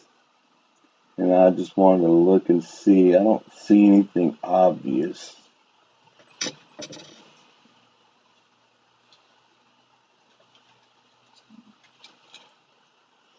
If you like Woodies, well, that's a pretty interesting one right there. It's got the wood grain look to it, and it's got kind of a purple toning up in here. I thought it was real neat. Uh-oh.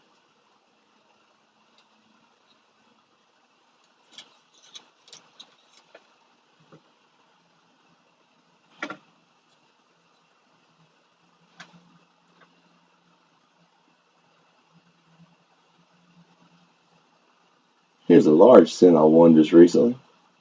I thought it was a really great prize. That's a really nice looking 1847 Liberty head.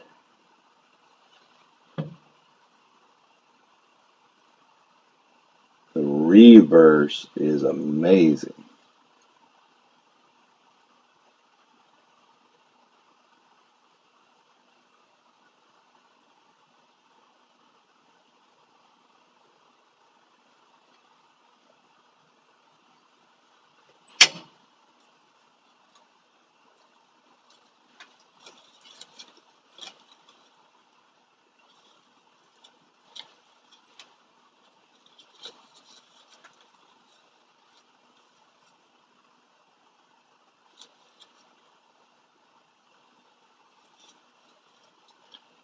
I was looking for something I wanted to show, but I'm not seeing it.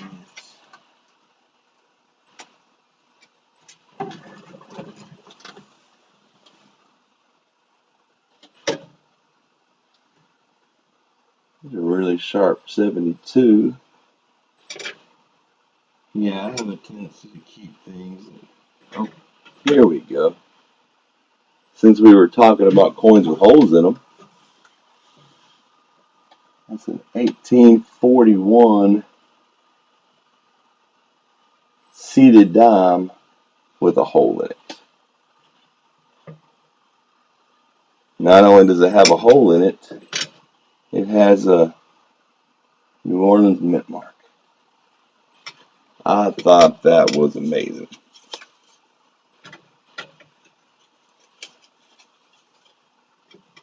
Funny story about that coin. I got that coin from my dad. He had it in a box of tie pins, and he knew I collected coins, but he didn't think I'd be interested in it because it had a hole in it.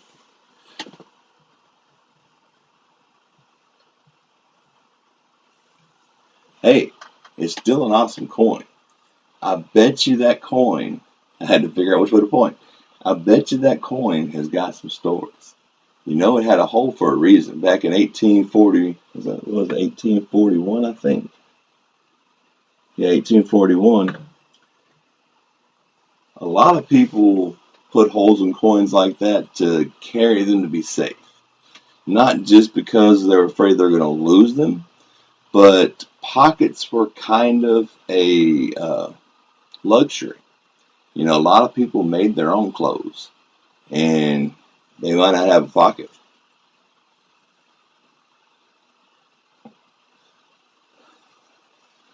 Yeah,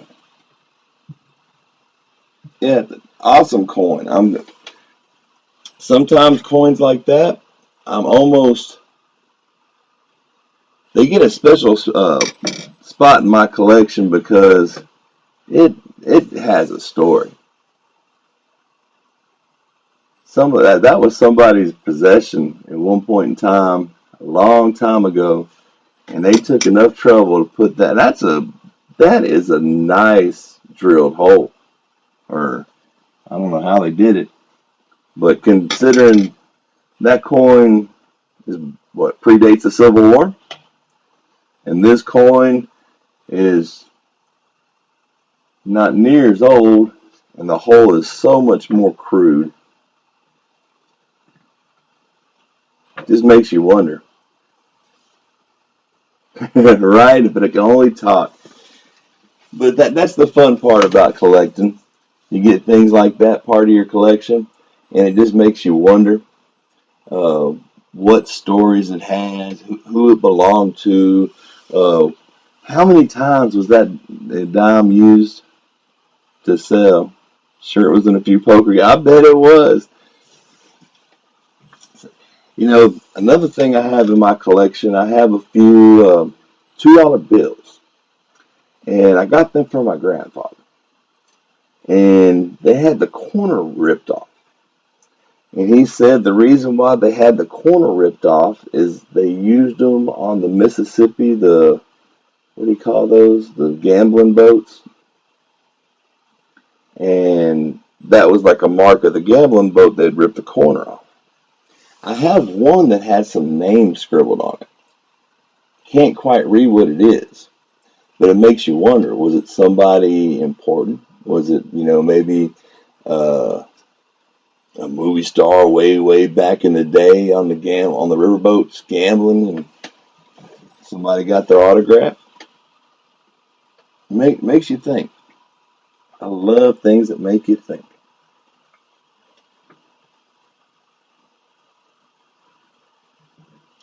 I'm still pretty excited about that. Let me look that up since it is a key date.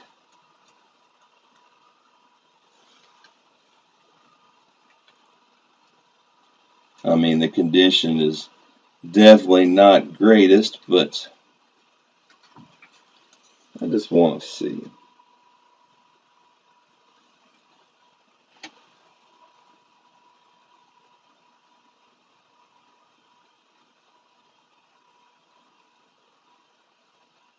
Well, if it was EF40, it would be a $55 coin. Now, I don't think it is. Hmm.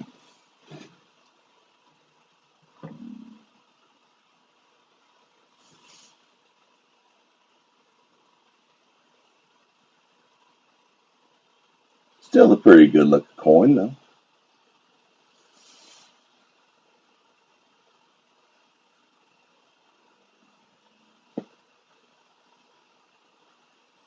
Would definitely be a great hole filler for somebody trying to fill a book.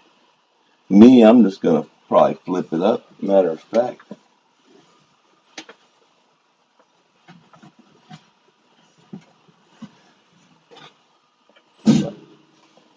I think I might flip it up now.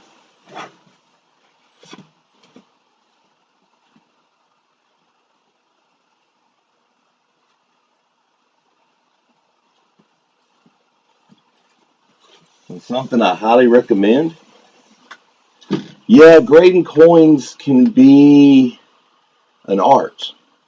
I've read a lot about grading coins. It's something I'd like to get into, actually. Uh,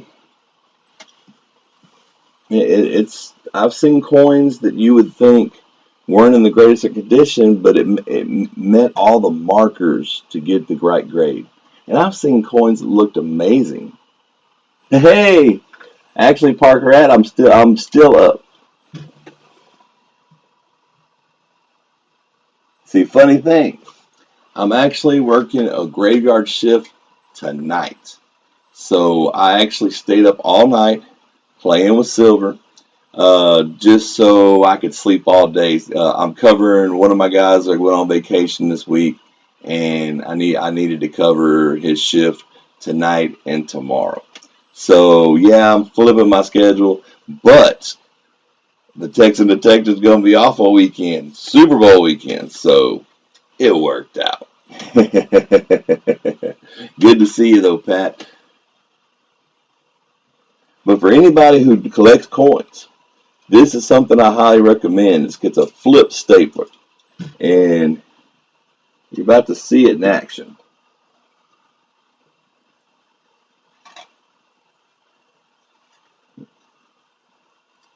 Make sure I got the right coin. Yep.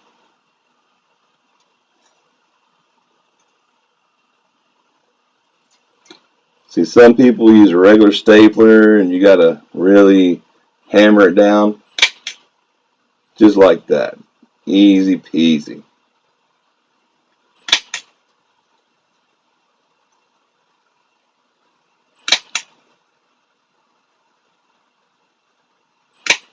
See, I mean, barely any pressure at all.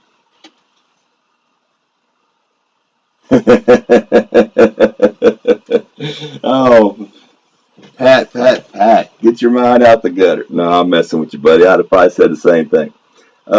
Something I want to show you on this, if I can get it. You see how flat those staples are put in?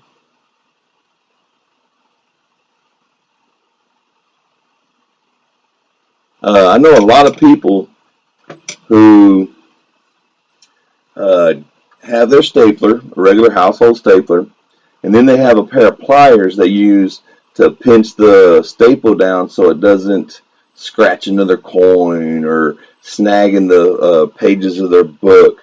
I'm telling you, you get you one of these, you don't have that problem. They use little tiny staples, no pressure.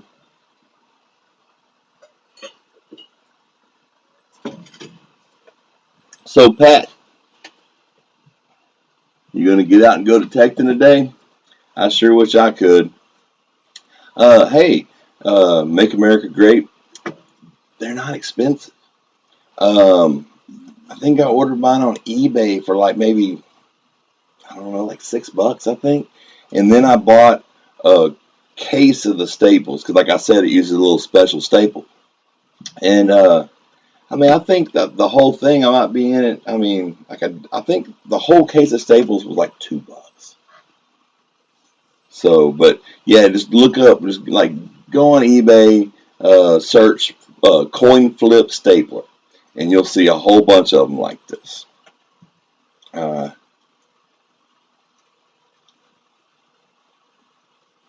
the only thing mine says on it, I don't know if you can read that, is max. So you can probably read it better there.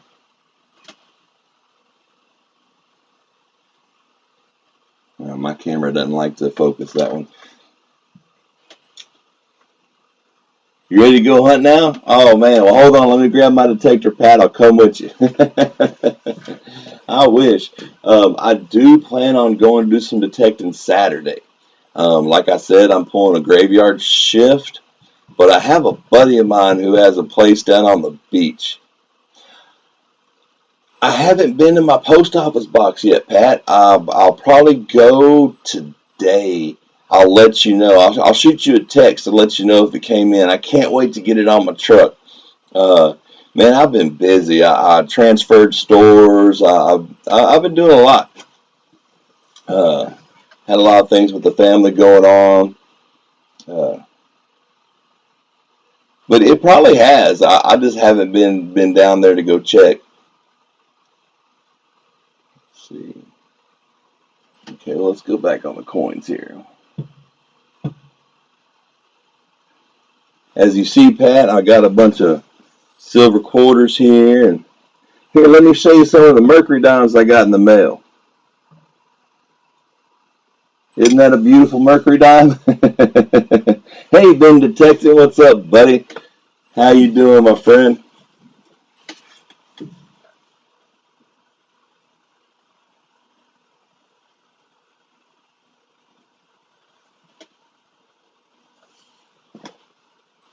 Yeah, Pat, I might have to talk to you about how you make those stickers. I've been doing something similar. I've been wanting to do something similar.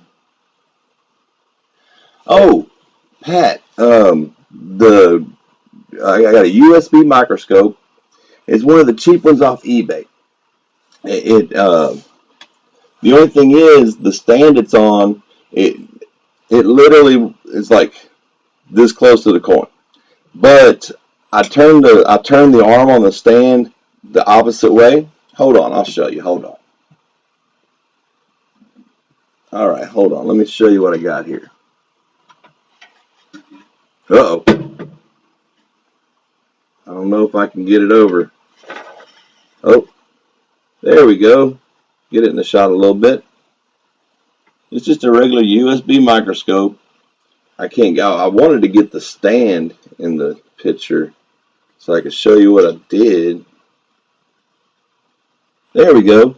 See, the stand's supposed to face this way, but I turned it the other way, and I have a shelf on my desk that's meant for a printer, and I set it up on there, and man, I get a great angle. I swear it was only like 15 bucks or something.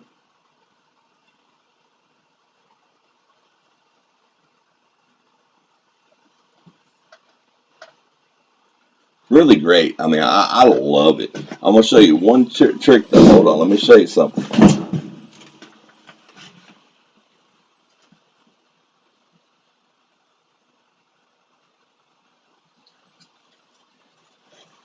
I've talked to a lot of people in the coin community that have had problems with this scope. And 9 times out of 10, this is their problem. This is a little cap that goes underneath the scope. And as you see, when you put it there, you get a blurry picture. And a lot of people don't know that this is just a protective lens that you take off when you actually want to use it. This is for storage. This is not for, this doesn't stay on your scope. It's got this little bitty tab. You see that little tiny tab? And it pops off. Yeah, I saw that. That was an amazing coin, Pat. I am so jealous. But hey, if someone else has got to find it other than me, I'm glad it was you. But I still wish it was me. Yeah, 42 over 41. I have a lot of Mercury dimes, and I've been looking for that one. So congrats, man. That was awesome.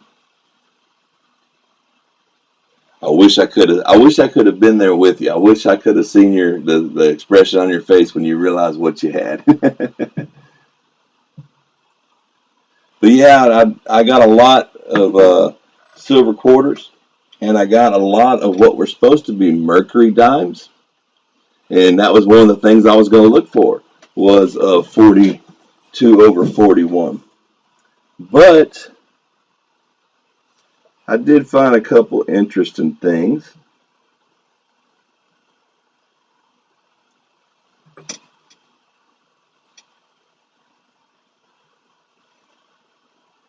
Got this 1901 with an O mint mark. I was super happy to find that one.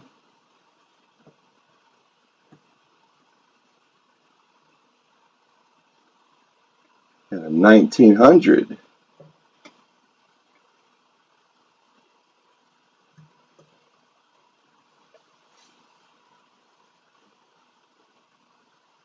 Oh gosh, that would have been a tragedy, Pat. I'm glad somebody spotted it too. I must not have caught that video. I've been busy. I normally try to catch all your videos and shoot you a comment, show my support. You're a good buddy of mine. But man, things have been crazy lately.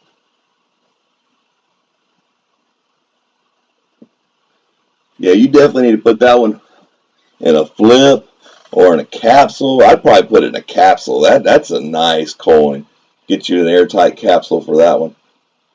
Or heck, you know what you ought to do? You ought to go ahead and send that one in to get graded. Honestly, I'm normally against getting a coin graded because normally the return for a coin graded isn't that much more than what it would be for. Look, that's a pretty back there with the old mint mark. That makes me happy, happy.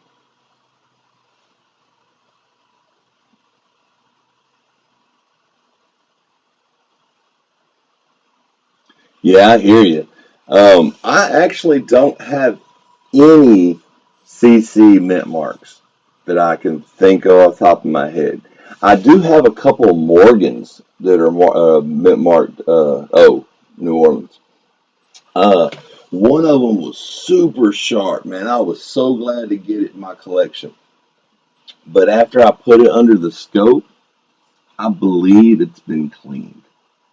Which, I mean, it's not the biggest deal to me because I'm not going to sell it anyway. But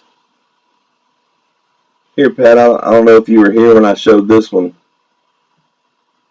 Look at that.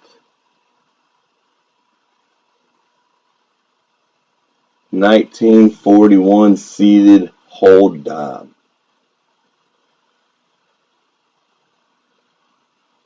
Yeah, I'd send it to be graded too. Uh, Normally, I say just put them in a capsule or a flip, but that's a special coin.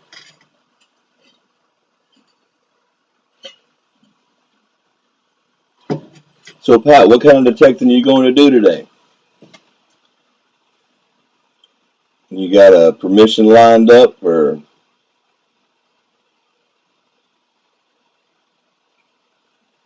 how far away do you live from the beach? I remember you did one video where you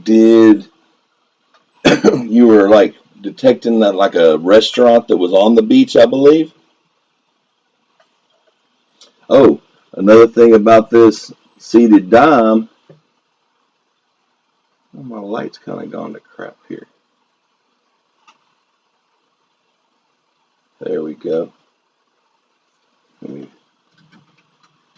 focus in a little closer on this one because it's kind of worn. It's not.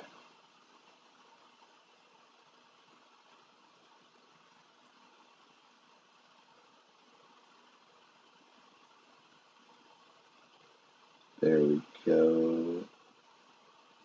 Probably about as good as we're going to get. As you see, it's got the O mint mark.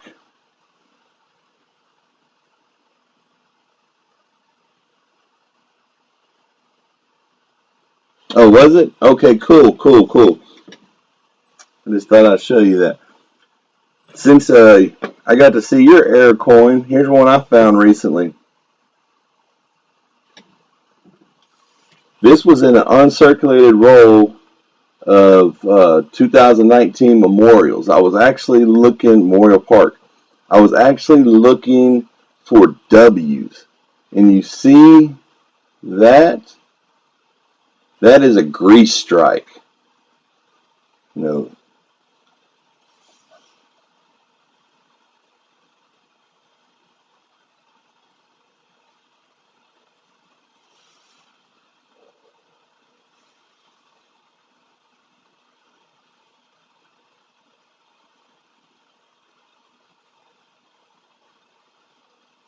okay, great, great, yeah.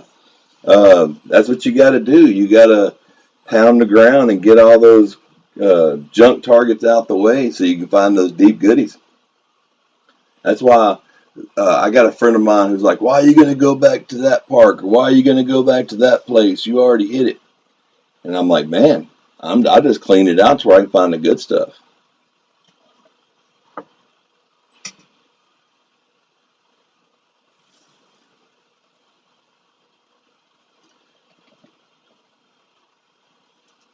Here, I want to look at this under the scope. I hadn't looked at this under the scope. That's one of the prizes for my 700 supporter giveaway. Okay, on the intercoastal waterway. Sweet, sweet. Okay. Man, I can't believe you don't do more beach detecting with it only being 5 miles away.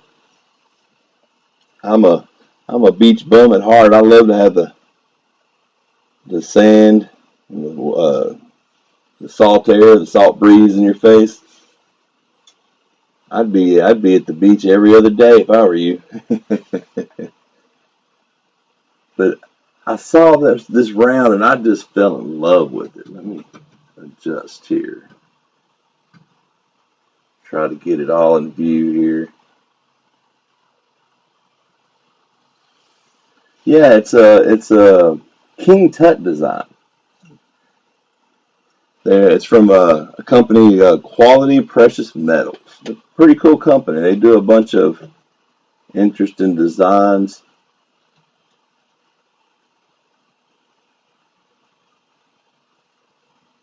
I think they do one with the Masonic symbol that looked really nice.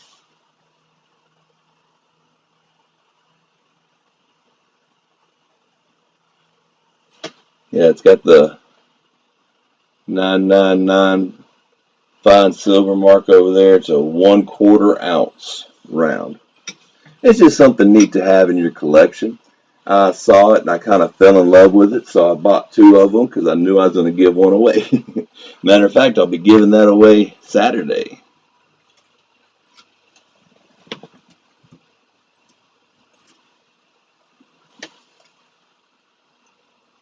All right, Pat. Well, good luck, buddy. I'll be looking forward to your video. Hopefully, it's going to be slow on the night shift tonight. Maybe I can catch it while I work. All right, Pat. You dig up some goodies for me, all right? Nice. Yeah, local parks are my forte. Uh, there's a book. I wish I had it out here. I would show you. There's a book. It's called, dang it. I want to say it's called Hunted Out Places or something like that. It's available through White's.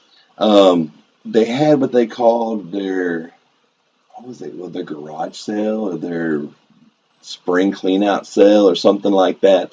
And they had a pack of books, and the whole pack was cheaper. Matter of fact, I got this hat for like $2, and they had it was like 5 books, and they're normally like $10 a piece, and I got the whole set I think for like $6 or $8 or something. And there's one about hunting ghost towns. There's one about coin shooting. But there's one that I really, really like. It was talking about hunted out places. And it talks about how when you go to your local park that detectors have been hitting your local park for, hell, as long as there's been detectors. But you want to look for things that have changed. You want to look for areas that are hard to detect. So if there's shrubbery that's been there forever, people probably haven't swung their detector under it. If you're in a wooded area and you see an indention, that's normally a place where a tree has been removed. Those places, heck, back in the old days, if you're having lunch, you sit under a tree, get in the shade.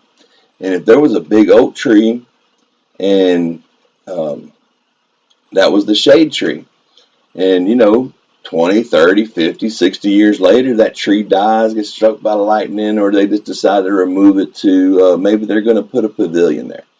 But if you catch it after they remove it, they remove 6, 8 inches of dirt sometimes in that area. And that I actually have a video, Silver Twice as Nice, I think's the name of it, something like that, where there's a place that I've hunted many times before.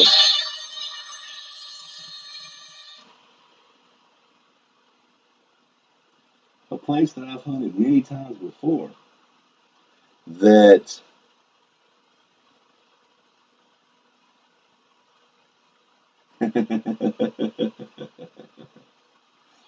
that I've hunted many times before that it was after the day after a rain, so the soil was kind of damp, and I noticed there was this low area in between a couple trees, and I was like, well, I just kind of gravitated to that spot and was swinging.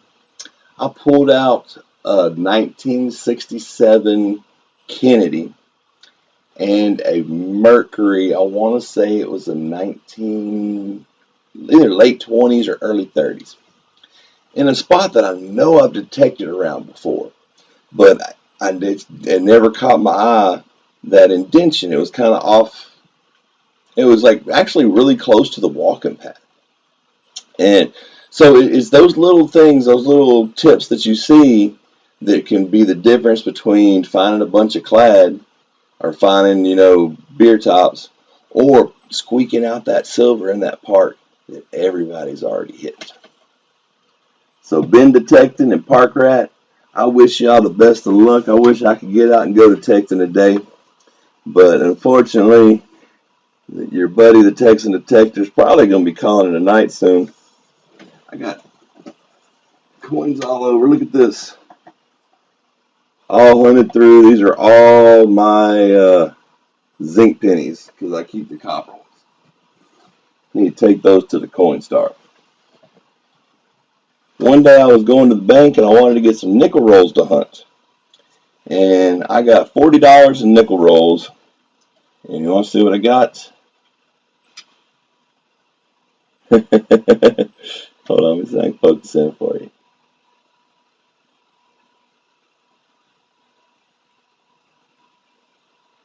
2019. I think they're D's. Yeah, 2019 D's. Well, uh, I kept 2 rolls and traded the rest in, and I had some pretty good finds. I think I found a buffalo, and I think the oldest Jefferson I found was a 40. I didn't find a war nickel though. I've been on a war nickel drought. I need to go get some more nickel rolls, or I need to go get a whole box. But I figured, how often do you get a chance to, throw back a couple rolls of uncirculated?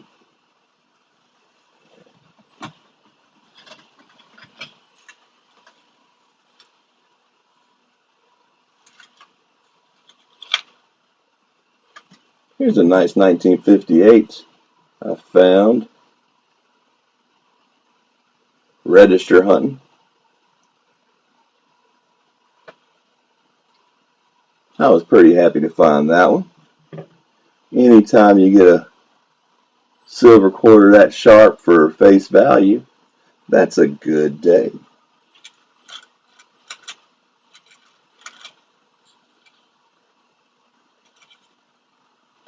Here's something interesting I found. Nothing really special, but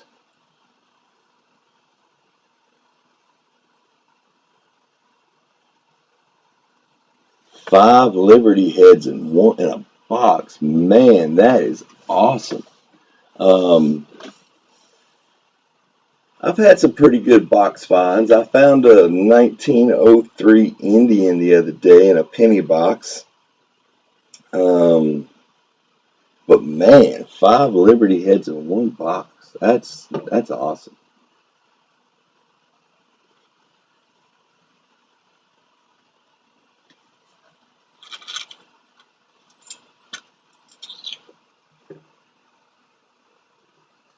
Found a couple of NIFCs the other day.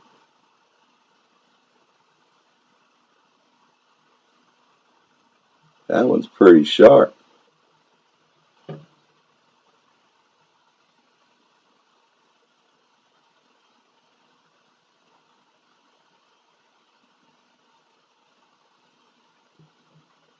The other one I found is, unfortunately, it's got the ring of death on it.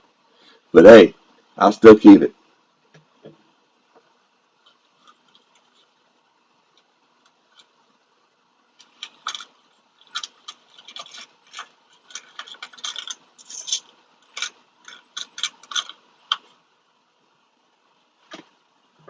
Here's a 64 Rosie I found in a register. Anytime you get silver at face value, that's a good day, right?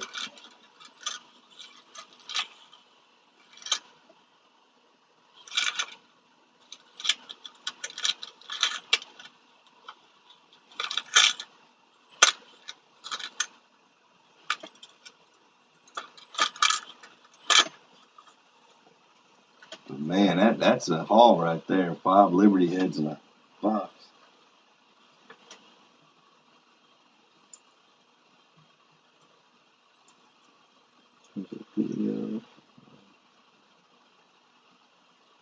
Sweet. Okay. I'll have to check that out, Ben Detective. I love watching coin videos. Let me see.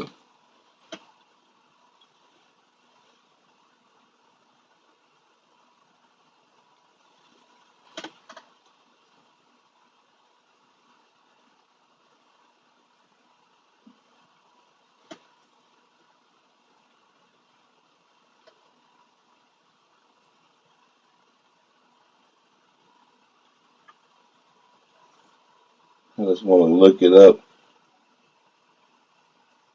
so I don't miss it.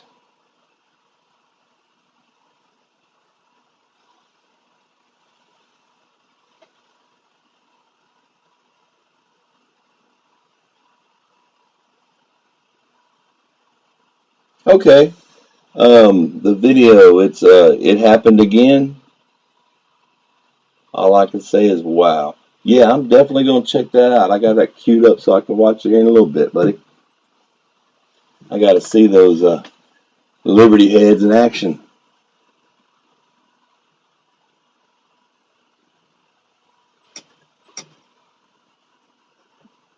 That's a sharp looking one, ain't it?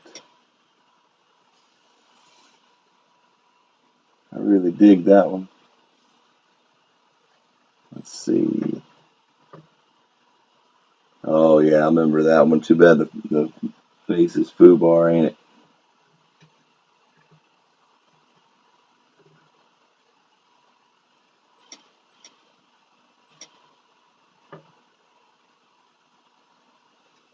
$19.03.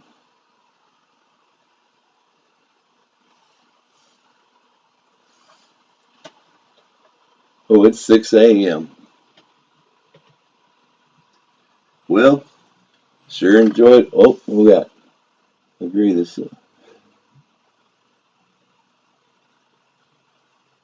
Yeah, your phone will actually work really good. I'll tell you another little trick. Um, Something I do with my phone when I'm trying to take a picture of a coin or I'm trying to view a coin. I'll get like a pill bottle or something. Pill bottle works like a little prescription bottle. If you set the phone on it, you can steady the phone real nice, and then you can blow it up, and you can get some really good pictures that way. Well, I think the text detector is just about done for today. Appreciate everybody who stopped through. Had a lot of fun. I'm going to start doing this more often. Probably going to do like some box hunts while I chat and, have a little fun. Tonight, this was just kind of just a maiden voyage. I just recently set up all my equipment and got it set up to where I could go live. Just recently got good enough internet. And man, I appreciate it, everybody who stopped through. And I know it's been the middle of the night, but we had a lot of fun. Saw some neat coins. I'm gonna have to put them up. And until next time, y'all. I guess this is the Texas Detective signing out. Y'all have a great day. And as always, happy hunting and stay dirty. You know why, right? Because if you ain't getting dirty, you ain't finding nothing. And you ain't having no fun. And speaking of dirty, I need to wash my hands. I've been dealing with a bunch of 100-year-old coins. Yeah, I'm gonna get some sleep, brother of the beach. Yeah, I'm still gonna try to stay up a little longer because, like I said, I work 10 p.m. to 6 a.m. tonight, and I wanna get some good sleep. So I'm probably gonna go inside, watch your video, probably catch up on a few other videos. I wanna try to find Pat's video where he found that 42 over 41. That ought to be pretty awesome too. But yeah, I got to see these Liberty heads. So I'm about to go. I'm going to put up the silver. I'm going to go inside. I'm going to check out that video, watch a couple other YouTube videos, a couple people I like to follow. And then after that, probably hit the hay, probably about an hour or two from now. All right. Hey, take care. Make America great again. And I love that name. I hope y'all come by and check me out next time I'm on live. Next time I'm going to try to do it a little earlier. I do work evenings on the regulars, so I'm thinking, I want to probably try to do this like twice a week, maybe uh, probably Sunday night and Wednesday night, probably Wednesday night, probably after midnight, and Sunday maybe around 10. I'm gonna try to get a regular schedule going. If that works, it works. If not,